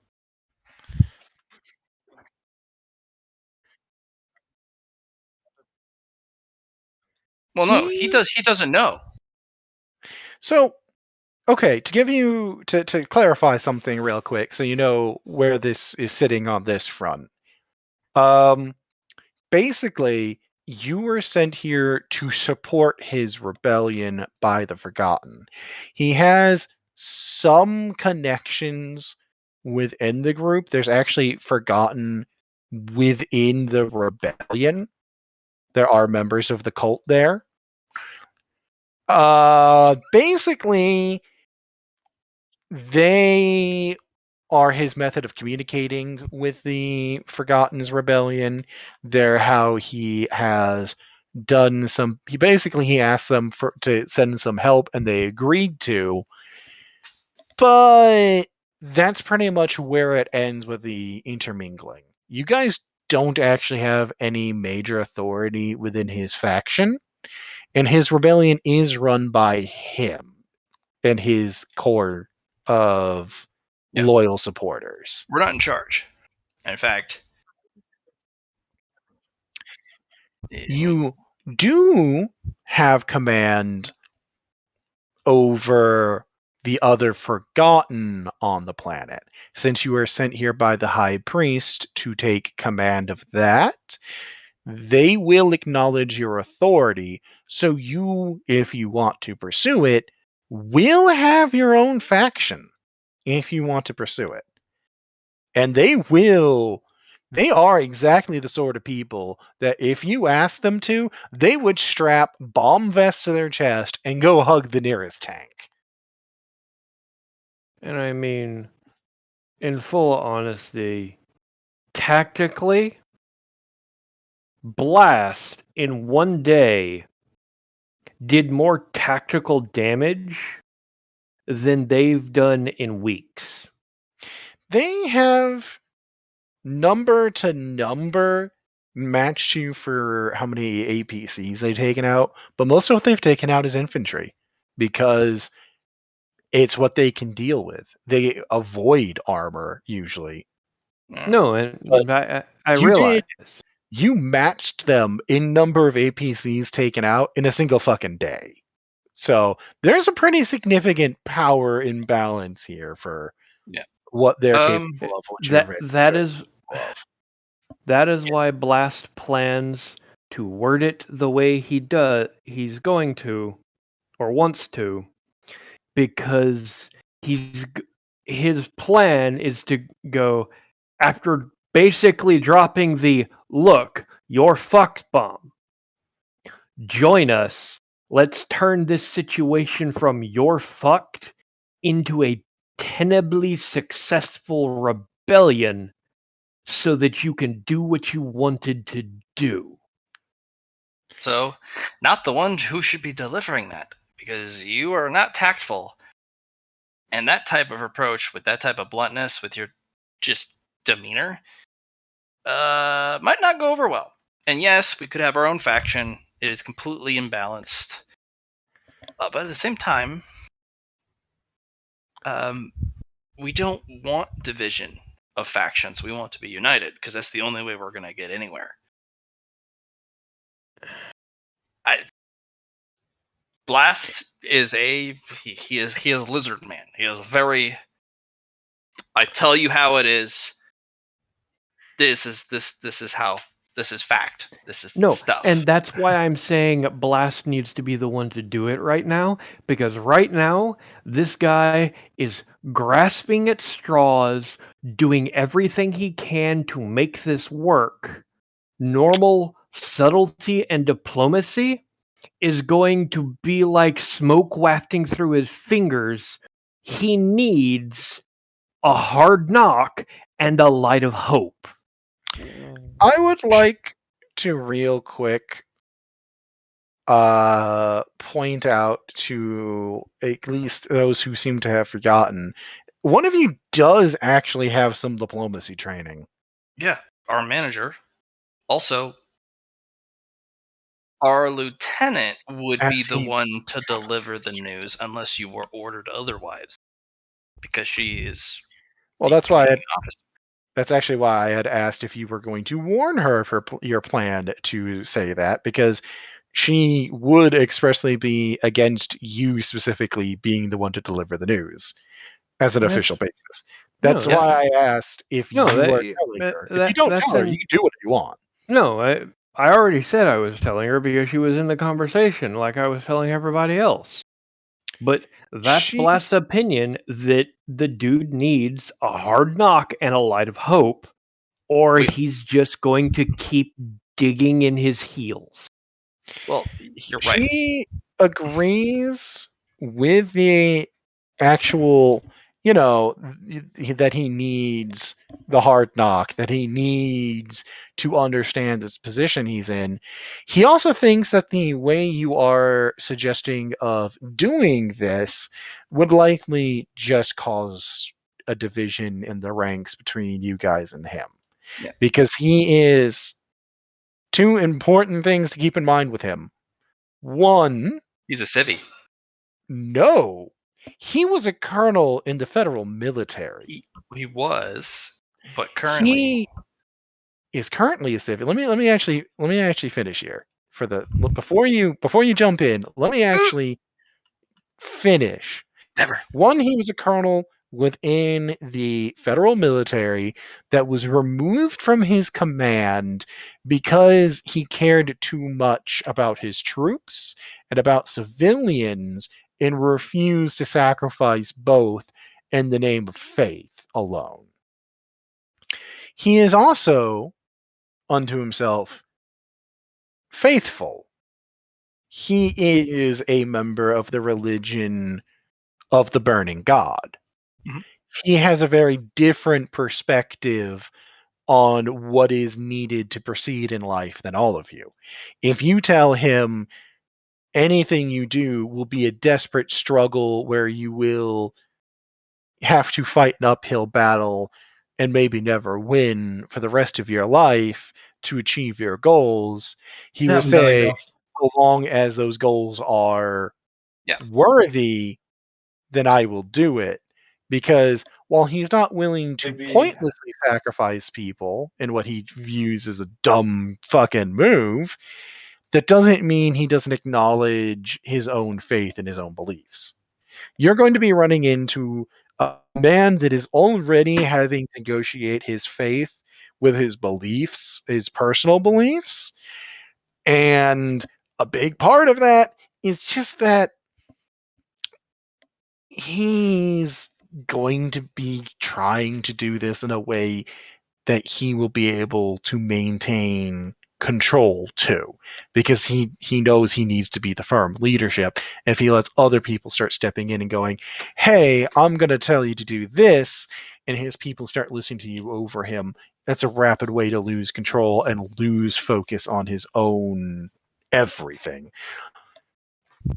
It's not bad to actually have him as a leader. Yeah, control, ambition. He's kind of wrapped up in his own almost idealistic outlook. He's faithful, but he's not. But he cares about his people. He's not an easy man to work with because he's already trying to juggle opposing things, his faith and his humanitarianism. And that's being coupled with you being a challenge to his authority if you push too hard in the wrong fashion. Yeah. It's not a bad thing, actually, to have him still be in charge of a resistance force, because there are a lot of people who probably feel the same way. The majority of the current rebellion members that are actually on the ground and fighting are actually members of his old command with him, or are veterans that gravitated to him and his call when the rebellion began. He's a natural born He- leader. He might not be natural born, but he is one that fought hard to learn and earn leadership. He is also a man that earned his leadership for many of the people of this rebellion in the mines beside them, whereas you're a bunch of people that just showed up in a heavy frigate wearing Doomco gear and went, we know what's best. So we need a very precise diplomatic touch, but we also need to tell him exactly what the message you wanted to tell him, Ogre. He's Your at his message depth. your message is good. It needs to be delivered carefully. No, I don't. Don't Yeah, disagree. You do. It, Yeah, this you is do. just Don't lie to us. no. This is just Blast being. Well, then Yeah. somebody fucking do it. Silco, Yes. Mr. The one who was actually trained in diplomacy What? and negotiations and stuff. No. If you don't want to do it, I'll do it. But I'll do it the Siva way. Oh, and no, it's no, gonna be goofy. It's good. I just got some thunder and lightning going on right now, and I could hear the shake Thunder from my and windows. lightning! Yeah. So, yeah. I don't know how much were you just listening to that part of the conversation. I mean, I got most of what was happening. I know there was. I understand that a Blast wanted to do it. And Focus and up, Johnny. no, We're at the sorry. end of the session. Come I on. know it's just like the thunder. It's just it's so close. We're right at the end of the session. Yeah. I understand what's going on. Can I explain it? So, Probably not. it's a position of they're trying to explain his options to him Yes. without Sounded causing like, problem. Yeah. He's an ex-colonel of the federal military. He's a faithful of the Burning God. And he's a humanitarian that doesn't want to sacrifice thousands or more people to a cause without there being any guarantee of success. He is a bit of a conundrum unto himself, and he is struggling to align that. And they're trying to figure out how to tell this very proud man, hey, so you're gonna fucking fail and your ways are bad, so you should do what we want you to do, without having him go fuck you and leaving. Yeah, we need to And taking a rather significant number of fighters with him doing so. we need to try to align our interests in the best way possible. But we need Or to come kill out him on and top replace him. Kill him and replace him, but Nobody suggested that, so as the GM I thought I'd throw that out. yep. Or we could mind control him. I'm just saying there's other options. Yes, there's other options. By the way, Silco, just as a heads up, Mhm. as you guys are all going over this and figuring out what you want to do, you feel a ripple run through that little connection you have to Juno. Mhm. As a handful more minds are added to the collection. It would seem Juno has figured out how to make a more of them. Like landmines? Was that? What type of mines? More biodrones. It seems Juno has figured out how to make more biodrones. Yeah. Well, this planet's fucked. You just leave Juno and his people here. This planet belongs to them. They will. The biodrones are not unto themselves hostile. They are more of a neutral party. They aren't aggressive. Yeah. And the he only did thing not alter that, I don't believe. No. The only thing I have going for us is that because this is a forgotten mission, and he is Juno's forgotten, or he says the essence of, it can be swayed in a sense, but that needs to be dealt with. But awesome, good for Juno. That whirl was going to do something, and there was 3 things that was going to do, and to be frank, you should be glad that's the one he got. No, for sure, for sure. More people, the better. Because I was just thinking, like, oh man, if we had more, that'd be awesome. He will add, only 2 more. But the fact that he managed to add any in is just the, oh, he's not supposed to do that. My baby's growing. He's so proud. Oh no, he's not supposed to be able to do that. Anyway, with that in mind, you do have yourself still with the... Do you want to approach this fine gentleman with you guys' plan? Or do we keep him in the dark? Yeah. I mean, at this point, it's up to you guys. Decisions time. We're late enough in the evening. It's either we make a decision now or we wait till late next week. Oh, I like cliffhangers.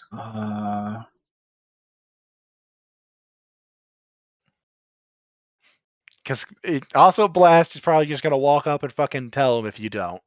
Yeah. Oh, guaranteed. And if he starts getting up in arms, Blast is so pissed off and tired of this bullshit and so absolutely cantankerous from the feelings he's now dealing with, Blast would probably snap and try to literally mindfuck him.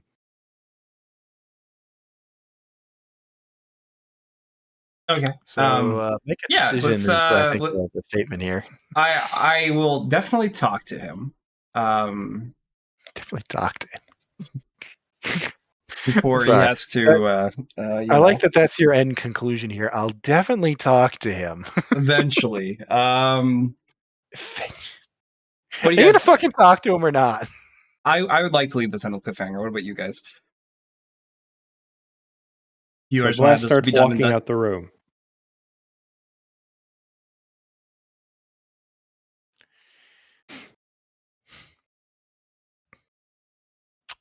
Okay.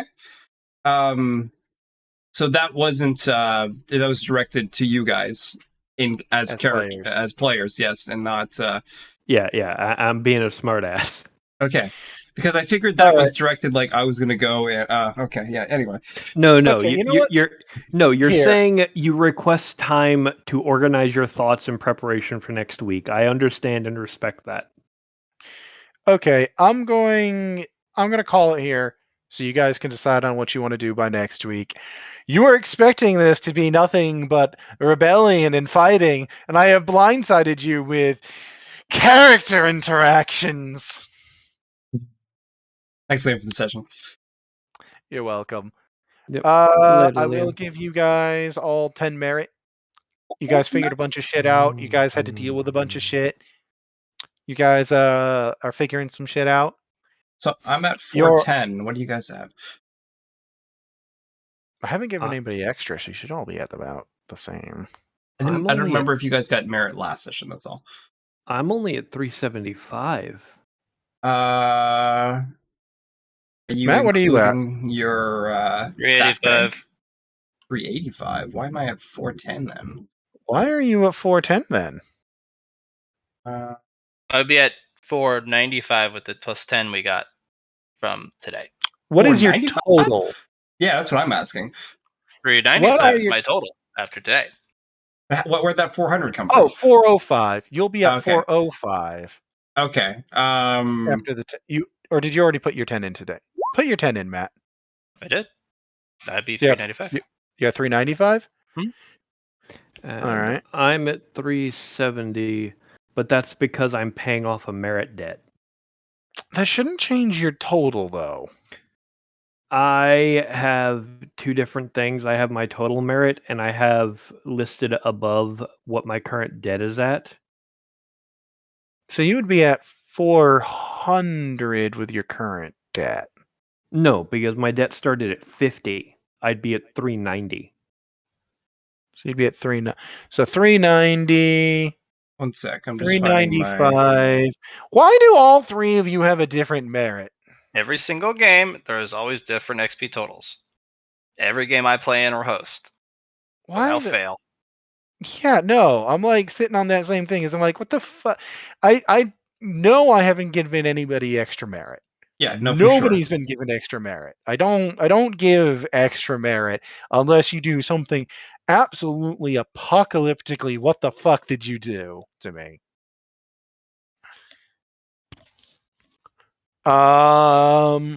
Okay.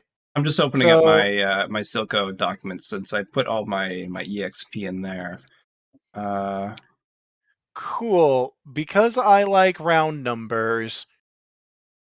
I think 395 is fine. Like, I'll put No, myself to I'm that. going to put you all at 400. You guys can all be at 400 just to have us evened out. I'm going to note that down that we are at 400 as of today. Okay. Put yourselves all at that.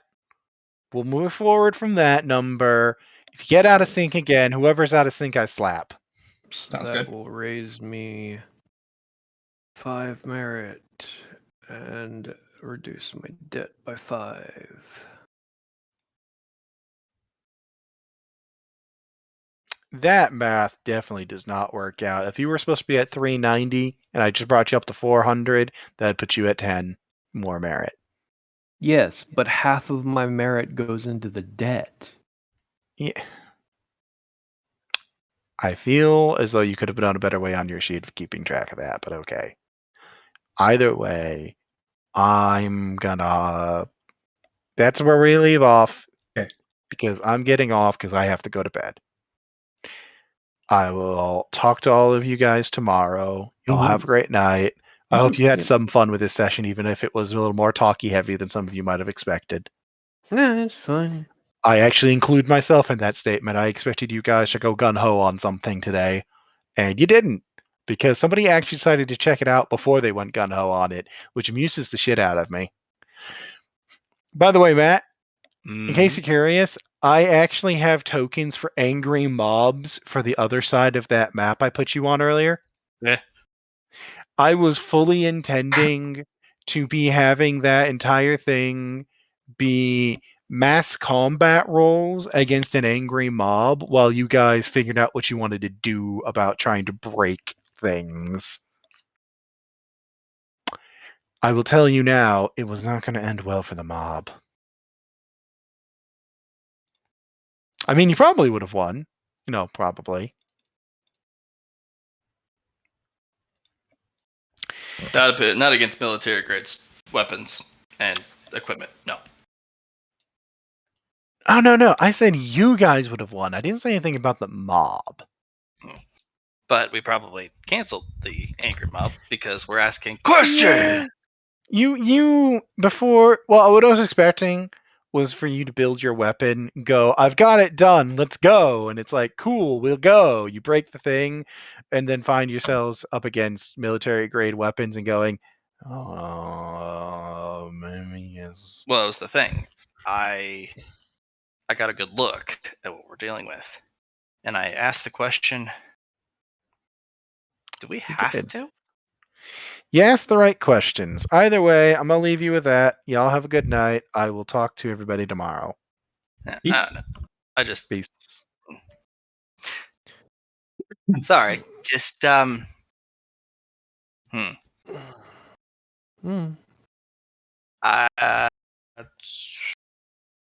don't know how much combat we'd have survived.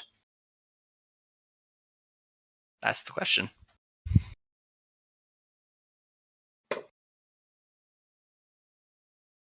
And the answer is probably not for long.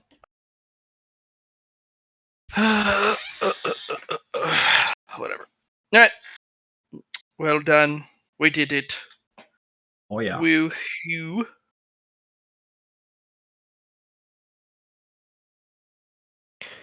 Well, I'm gonna take off, guys. Peace. We'll see you all tomorrow. Peace.